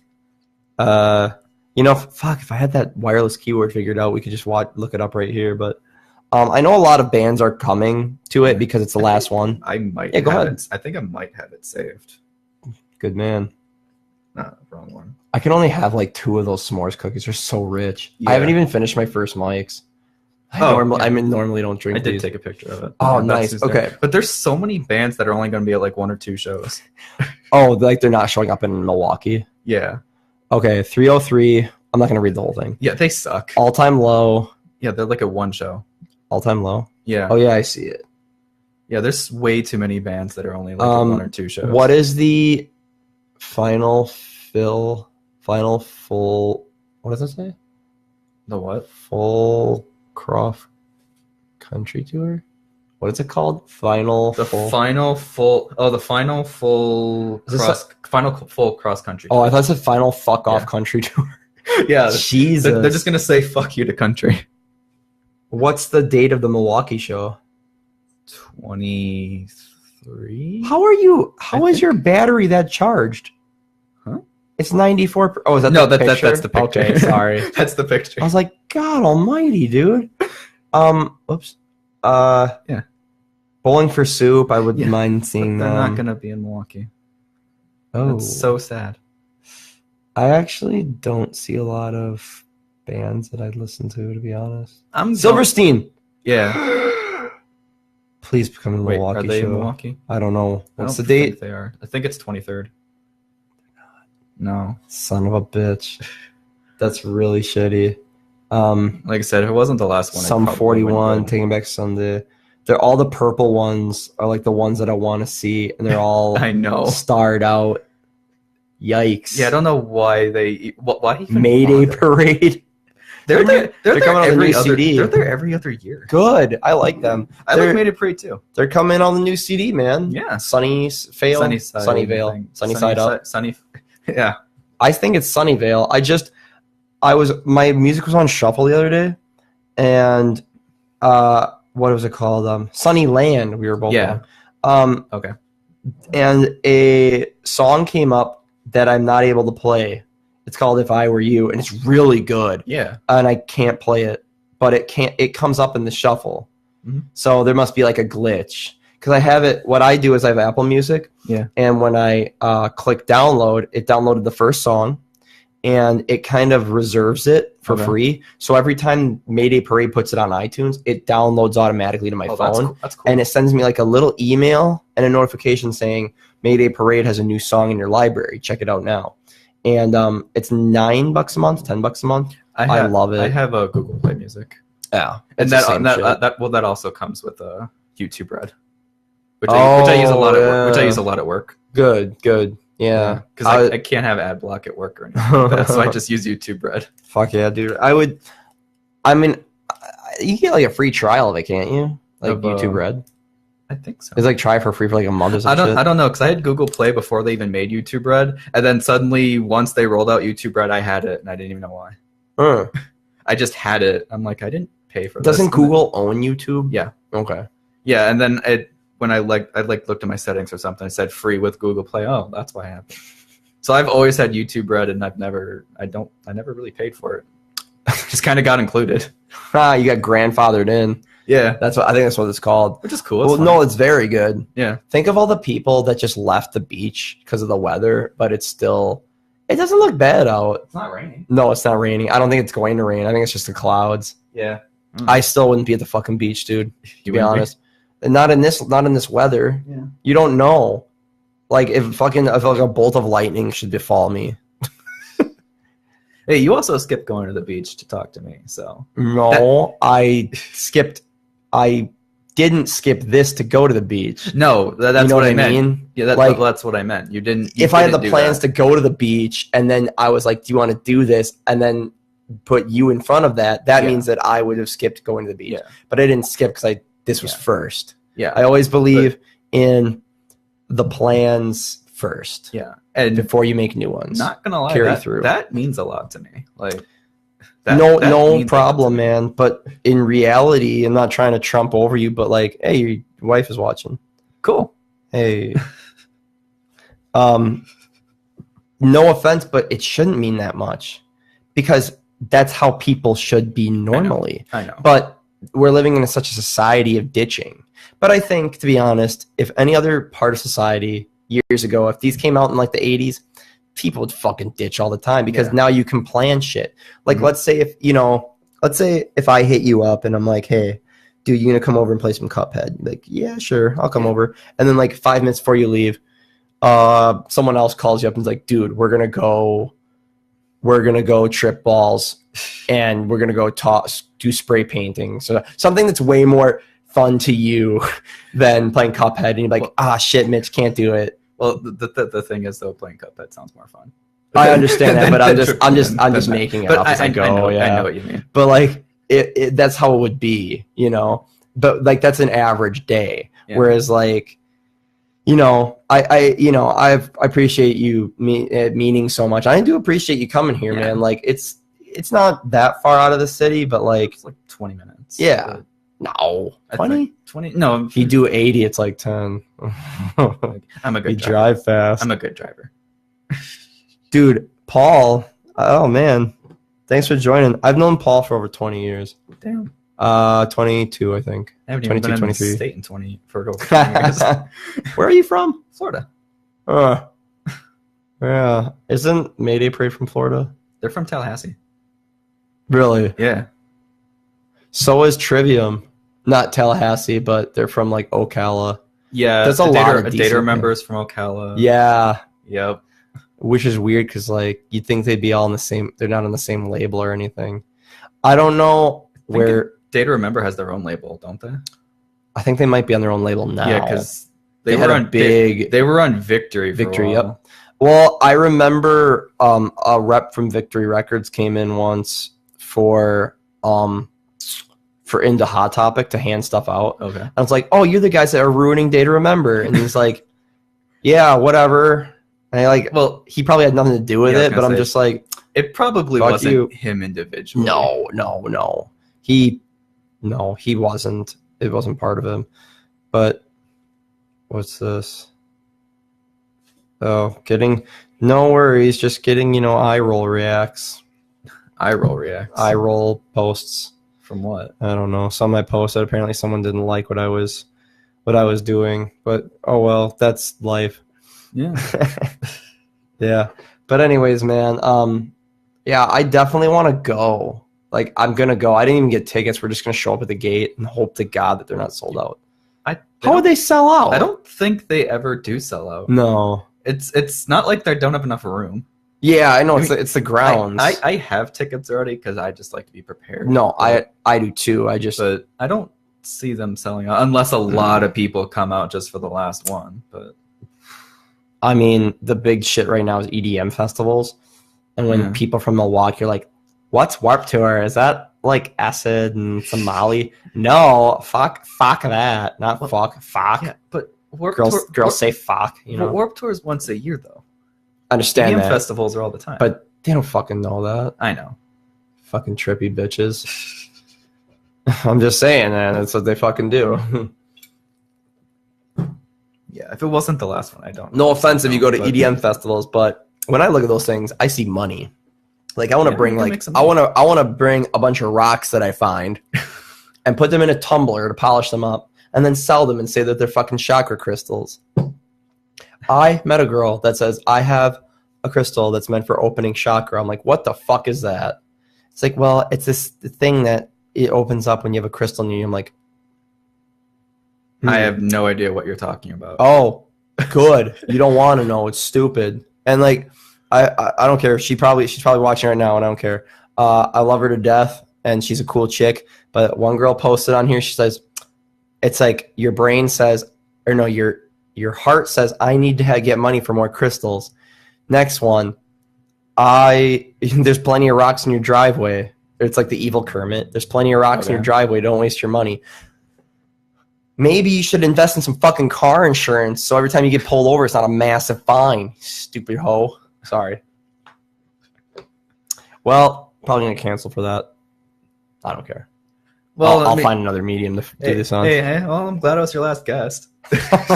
I don't even know what episode this is. I think I might be up to episode I might be up to episode 20 soon. Ooh, nice. Yeah, I was thinking about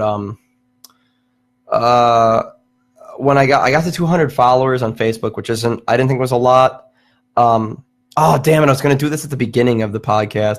I was gonna give a shout out, not really a shout out, but one of my buddies who started doing YouTube videos. He's only done 3 so far. He's cranking out 1 a week, and they're very well put together. They're edited, unlike this.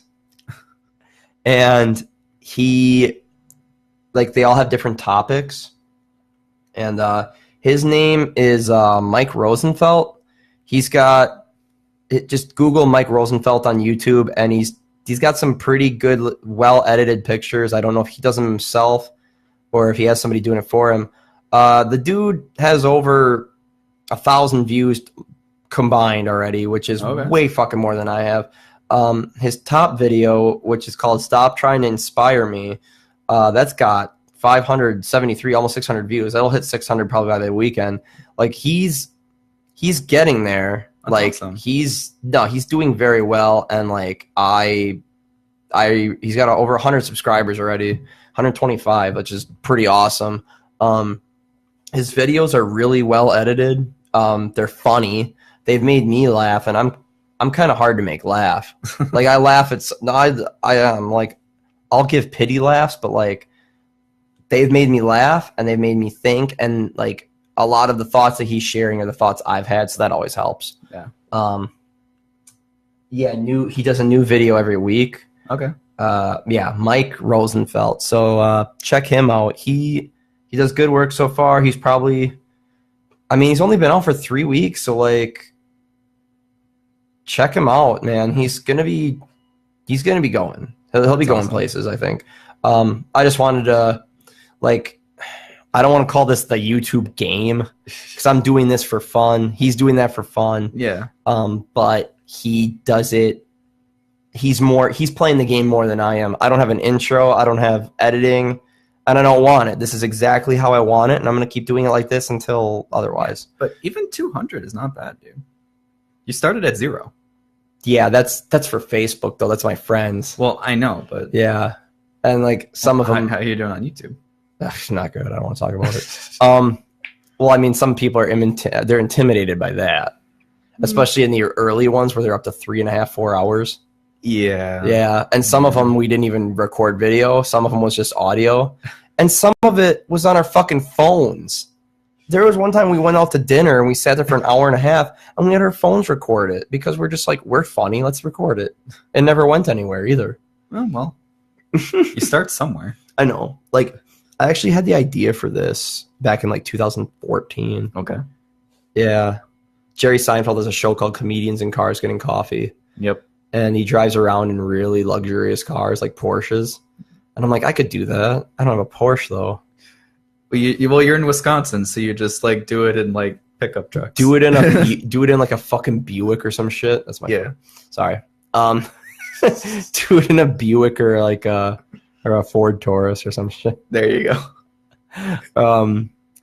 Yeah, man. I'm excited for Warped Tour. I'm gonna go and like hopefully get in, and I'll probably see you out there. Go watch a couple bands together if we do. Yeah. Yeah, like I don't really have a plan. Normally when I go to Warped Tour, I'm like, all right, I'm gonna see these bands and this is what I'm gonna do. I don't have that this time around. I think there's only 2 bands I think I'm planning on seeing, and that's a Simple Plan and Asking Alexandria, because I haven't seen them yet. You've never seen AA? Nope. AA? Nope. Those are the only 2 where I'm like, I'm definitely seeing them. Otherwise, whoever I get to see is who I get to see. I saw Asking Alexandria 7 times. I believe it. Yeah. You were really into them. I love them. They got me through some bad shit. Yeah. And like I don't listen to them much anymore. I'm more into Newfound Glory right now. Newfound Glory's pretty good. I like them a lot. They're from Florida, aren't they? I don't know. I think they are. I'm not sure.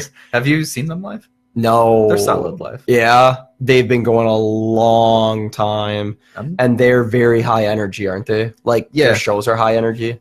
Are they playing Newfound Glory? I didn't see them on there. No. I want to look up their tour, to be honest. No, because it goes from like M to P. One of my old videos on here, when it was my first show with Travis as my guest. It was like a test video for him to show me how everything worked. Yep. He came on here, and it was like it's the first one we uploaded to YouTube, I think. Okay. And I brought him out to what's that song? I still choose my friends over you. Yep. I didn't play the words. I turned it up when that guitar riff came on, and I ran into the room, and I ran around the table because that was like my entrance music. And then like right as the lyrics came in, I cut it off so I wouldn't have to pay any copyright royalties. They usually play that one, so. Oh yeah, that's one of their biggest. Oh yeah. That's one of their biggest hits. That and that Dress to Kill and Hit or Miss. Yeah. Yeah. They're in California right now. They're all over the southwestern area. Yeah. Didn't they like something from you on Instagram? They did. I remember you got really excited about I got very excited. They liked a post I did of one of their albums. It was a picture. I posted a picture of one of their albums. I said, "This got me through the day." You can see it. Newfound Glory liked it right there. Yeah. And if I tap on it, yep, it's them. And verified. Yeah. Yeah, it's got the blue check. Dude, this guy's so old. Yeah. Jordan, the singer, look at him, dude. He's so old. He's like in his lower 40s, I think. That's always cool when they like recognize just us from Wisconsin. Yeah. I had the lead singer of Yellow Card. Oh, really? Actually commented on something I said on Twitter. Really? Because we went to Riot Fest. Yeah. And I bought Kimmy like this giant ass Pikachu thing. Oh, nice. And she was holding it up during their music. And when he went and took the picture, she was holding it up. And I said, I can see my girlfriend's Pikachu. Nice. He replied back to that and said, that sounds dirty. That sounds dirty. With the smiley face. That's awesome. I think they know that like every time they do reply to somebody, it just makes their fucking day. Yeah. Year, whatever. Like I can brag about that now. Yeah. And like it's so cool that they recognized it. Yeah. Who else? I saw Yellow Card in 2014 and they came out to the theme from Game of Thrones. You ever seen Game of Thrones? I saw like the first few episodes. Yeah, just didn't get it. You just didn't care. Didn't like it. I just much. don't watch a lot of TV. Fair. Yeah. Fair. It's not so much I didn't like Game of Thrones. I just don't watch a lot of TV. Don't look at that then. I said don't look at it. That's fine. I'm not gonna watch it, so it's fine. That's every death through season 1 through 4. It's cool. Except it's called Beautiful Death. Yeah. It's art styles from different artists around the world. That's cool. The bottom it just says you win or die. Yeah. Normally when it comes to TV, I just watch like Netflix when I'm eating. That's sure. That's kind of like the only time I watch TV. Fair. Yeah, I don't watch Netflix unless somebody's here, or I went through a Seinfeld phase because I grew up watching it, and then I haven't had cable in like 5-6 years, and then when I got Hulu, Seinfeld's on there, so like it felt like I was back when I was a kid watching it, except it wasn't all out of order. I can watch it in order now, and on TV they just played it all wackadoo and shit. So yeah, because they just play random episodes. Yeah, although I don't think Seinfeld. Does watching it in order really matter? Nope, that's like one of the only series where I've caught a lot of stuff that they reference from like the very end. They'll reference in the beginning. The only episode you really need to actually know, because in the final episode, every character they've ever screwed over takes them to court, and they bring back everybody, and they'll have them on the witness stand. They'll be like, he sold me a bad wheelchair, and they'll cut to the clip of her like flying down a hill in a wheelchair, and it like just smashes. Yep. And then they'll like, okay, here's the reference, here's the clip, and then you get to know that. But then I guess seeing the episode is like, oh, I get the privilege of knowing the episode, so therefore I know the background of it and I get more out of it. So, yeah, you don't really have to watch it in order. Yeah, I figured. The final episode like recaps everything pretty well. A lot of shows were kind of like that.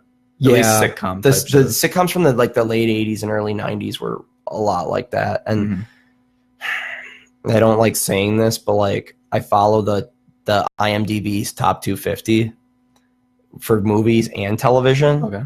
And television, I think Friends is ranked higher than Seinfeld. Yeah. I've seen like one episode of Friends and I absolutely hated it. I really got into Friends. It's too nice. It's too friendly. Seinfeld, everyone screws each other over. Pretty much the only thing I ever remember from Friends is that one of the characters' names is Joey. There's Joey. That's like my takeaway from Friends. And he's nothing like me. You ever watch The Office? A little bit. There's an episode where Michael goes, I think of my office as friends. I am Joey and Chandler. Pam is like Rachel. And Kelly is like Samantha, who's like from Sex and the City. Yeah. He screws it up and he goes, Dwight would be Kramer. Kramer, yeah. Well, he screws up. That's one of the best things is Michael's so dumb he screws up all his references. It's like Michael is like goes Dwight would be Kramer. Yep. Just cuts away from him really quick, like, you idiot. So work, yeah, dude, you what the hell? Oh, that's for the movie. I'm going to see the movie Hereditary tonight. Okay. That looks fucking scary. And I don't like scary movies, but I want to see it because they're saying it's going to be our generation's Exorcist. Okay. And you ever seen The Exorcist? That's a good question. I might have. It's fairly scary. I don't watch a lot of scary movies. Why? I find them boring. Sure. I don't find them scary. I find them boring. That's a tough one for, like, I'm very good at letting myself go into a movie. Yeah. Like, if I watch Avatar, I feel like that's real. Yeah, I've seen Avatar. And then when it's done, I can pull myself out of it and be like, okay, that was just a goof around movie. Yeah, I can do that too. And I feel for the characters when they die. I feel happy when they succeed. I feel bad when they fail. Yeah. Horror movies are the same way. This is going to sound pathetic, but it really, really scared me. Paranormal Activity. I went with a group of 4 or 5 people, and I was the only one that wasn't scared. I think the only thing that actually scared me was like right at the end when they did that like jump scare. Yeah, it's just because you can't get into it or you don't allow yourself into it, and there's nothing wrong with that. You just it's an unnecessary skill, but it's something that I've worked on over my life because I knew that scary movies were they're films. Yeah, but I let myself get into that realm, and I'm just like, okay. Like this is, I let myself get into it. And for me, The Exorcist is pretty scary. Yeah. It's known as the scariest film ever made. Mm-hmm. But like, if you don't believe in spirits or ghosts or anything, you're going to be bored out of your fucking mind. Which might be my problem. Yeah, exactly. Yeah. Like because I can get into action movies and stuff like that, but horror's just never been my thing. Yeah, no, it's fine. I mean, I'm trying to think of what genre would not be my thing. But I'm really good at romance. Getting into. They have their place. Yeah, they do. I mean, I don't. You'll never catch me watching. I tried very hard to watch The Holiday. This is gonna sound really pathetic, but I watched Titanic last year by myself. Okay. And I was so sad when Kate Winslet's character died that I had to watch another movie with her in it to make sure that she was still okay. So I watched The Holiday, where she falls in love with Jack Black. Get the fuck out of here. Do you know what Kate Winslet looks like? She's gorgeous. Yeah, and Jack Black is Jack Black. Jack Black is a less successful reincarnated mix between John Candy and Chris Farley. Yeah, I said it. Chris Farley was a fucking hack and a coke addict. Fuck him. I never thought he was funny. All he did was run with his fucking fast stomach. Oh my God! Whatever. I'm sorry. I got a lot of hate from that. I said that. I got really drunk one night and I said that to a bunch of friends at the bar. They're all big Chris Farley fans. Like, I'm going to fuck you up. I'm like, sure. Sorry. It's an opinion in 2018, man. You can't have that. It's an unpopular opinion. Yeah. I never thought Chris Farley was that funny. I don't think Jack Black's that funny either. I never really found him funny either. No. There's one movie where I thought he was genuinely funny, and that was called Orange County. Yeah. It's an older one. It's from like 2000. Yeah. And he didn't hit Jack Black yet. He's really calm. He was always, his character was stoned too all the time. So he only had to like look at people and just say like, yeah or no. Mm-hmm. So, I mean, whatever. I mean, I get that, but I just never cared for him. Me neither. Yeah. Yeah, I'm going to that movie tonight and I'm a little scared. You'll be fine. Well, I know I'll be fine, but like I've seen the trailers and I got scared during the trailers. I'm like, oh fuck, dude. It's gonna be that movie. What? It's gonna be that kind of movie. Yeah. Well, I mean, it's about this old woman who puts a curse on her family before she dies, and yeah, Well, it's just after you see a movie like that, you gotta see, you know, like a comedy or something, just to balance it out. Palate cleanse. There you go. I guess so. I mean, but I'm gonna be knowing the whole time, and be like, weird. I can't close my eyes tonight.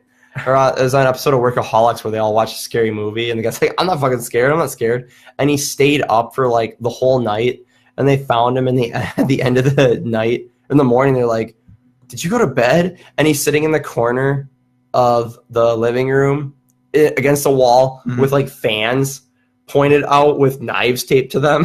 So there, and then he's got his eyelids taped over. He's like, "I'm ready to go. Woo!" Like he stayed up all night. He's eating like caffeine powder. He's like, "I'm ready to go. Woo!" And then he passes out. He like struggles to stay awake all work day. Yep. He's pouring like coffee in his mug, and he's like just struggling to keep it all together. But I hope I'm not like that tomorrow. I got to go hang out with my dad for Father's Day. Yeah, you do anything for Father's Day? I'm gonna go see my old man tomorrow. My old man. Yeah. Yeah, I got to go see him and go out to dinner. I was supposed to go to a campground like an hour away from here and go swimming, but my dad didn't want to go, so I'm like, I'll stay with you. Yeah. Why not? He doesn't like doing this shit anyway, so. That's fine. Got anything else you want to talk about? I don't really have a whole lot. Anything you want to talk about? We covered everything. Talked about E3, talked about Warped Tour a little bit. Yeah. There's not really much to say. Is there anything you want to plug? Are you doing any streaming? You should. It's fun. I'd love to try it. I want to see you do it because you seem like you know what you're doing. I tried to do it and it went nowhere. Really, so. The only thing holding me back is just having a decent computer to stream from. Oh, you want to... You can't just plug a webcam in and go? Well, I probably would try that first, just kind of like to get my feet wet. Because you can stream from the PS4. Oh, I streamed all the time from my Xbox One. Yeah. But I had no camera. I think the PS4 is the same thing. I had no camera. I just talked in the mic. And you can do the same thing. Yes. Yeah. They wouldn't just make the Xbox One better in that respect. Yeah. No, shit, dude, I would watch you. I have the Twitch app. I'd watch you during work. I've got the Twitch app too. I'd watch you during work.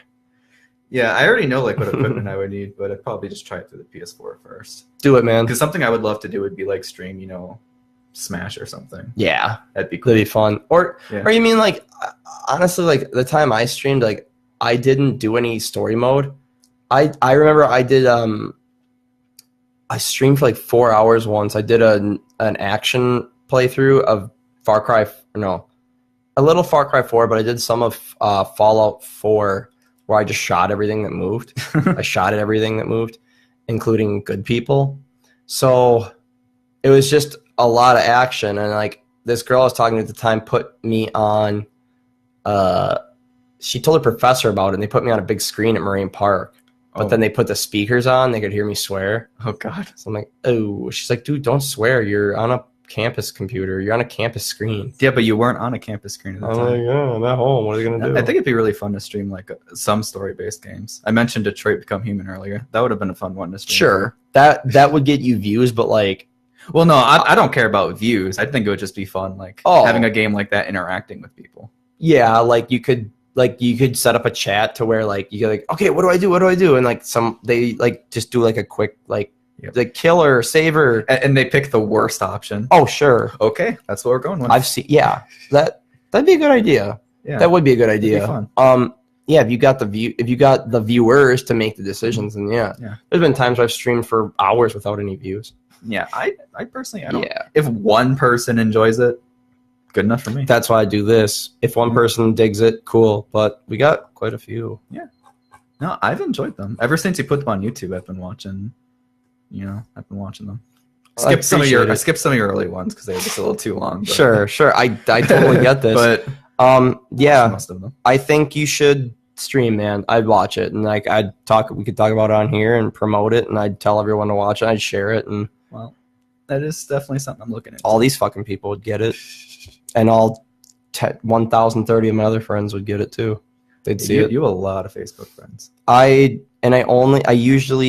rule is that I only add people that I know or I've met at least once in person. There's maybe 200 people on there that I've never met. Some of them might not even be active anymore. Yeah. Some of them are from New Jersey. Some of them are from, other states. Like they moved to those states? Yeah. I've met a few people over Xbox Live and PlayStation that I've added. That's cool. It's just a few, but I'd say like 90% of the friends I have, I've met in person. That's cool. I just like to branch out. I did think of something else. I guess it'd be fun to do the master mode of Breath of the Wild, because that's apparently really hard.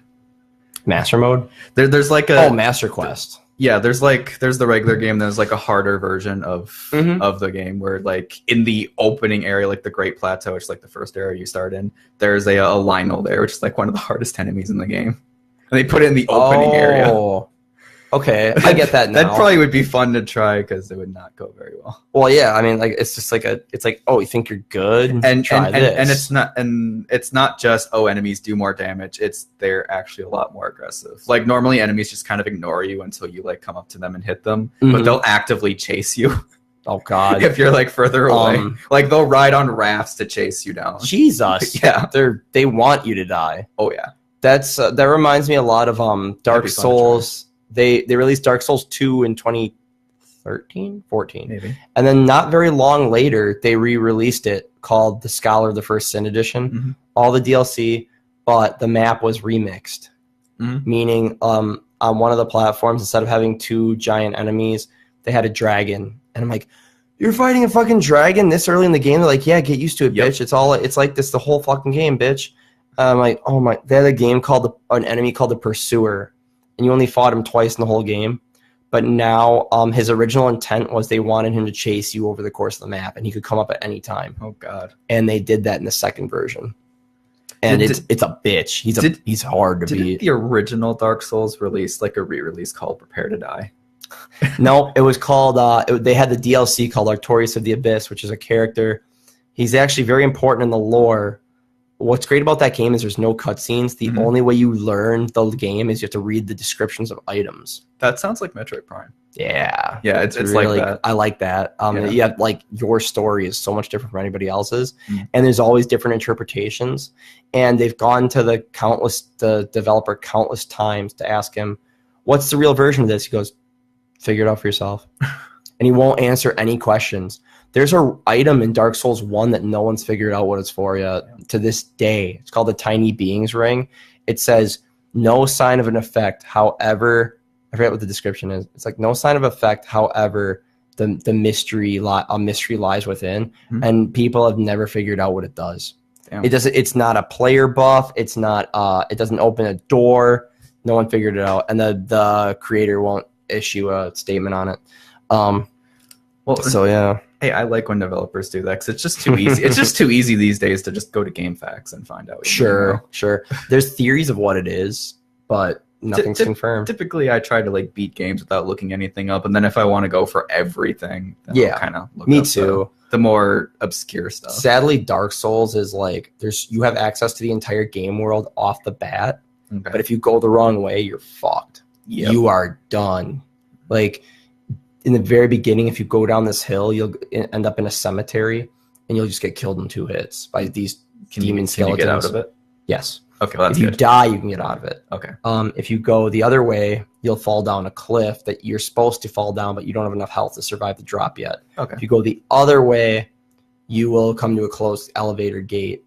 And if you go, you have to find this little tiny path that leads up to this other path. That's where you're supposed to go. Okay. And it's like, you wouldn't know that without a computer. No. To be honest, like I have the game memorized now to the point where I don't need it, but still, like, being a first timer, it's fucking tough.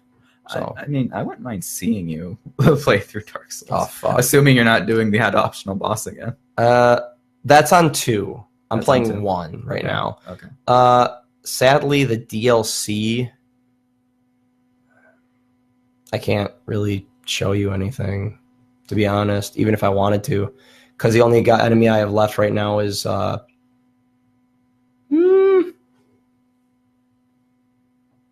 I'll think of something. Okay. We're just dead air right now. That's fine. I was just sitting there not speaking. It's been over us 2.5 hours though. But anything else you got? I don't really have a lot else. This has been fun though. Thank you. I really appreciate you coming on, man. Seriously. Joey Imiller, everybody. Yeah. What's up? Yeah. Anyways, yeah, go like me. Like this page on Facebook, even though I'm doing this through the my page now. I'm just reaching more people. go find me on YouTube. Google, type in Weekend Adrenaline. The first day I uploaded stuff, I couldn't find it. Now it's the first thing that comes up when you type it in, so I guess I'm doing something right. I'm going to start doing more guests, hopefully more than just one every 4 weeks. And if you're a girl and want to come on, I promise you it's safe here. No roofies. I've been roofied. It sucks. And I'm fine. Joey's fine. I mean, he hasn't stood up yet, but we'll see when he stands up if he falls over or not. And then it's going to be fun. And then, yeah. So thanks for whoever tuned in, because it was really nice out today and it doesn't look very nice anymore. So thanks for listening, and we'll try to get some girls in here, talk about some girl shit, because it's nice talking to dudes, but you know, girls are nice too. We need some variety. So girls are awesome. We'll go with that. Yeah. Bye, everybody. Exactly. See ya.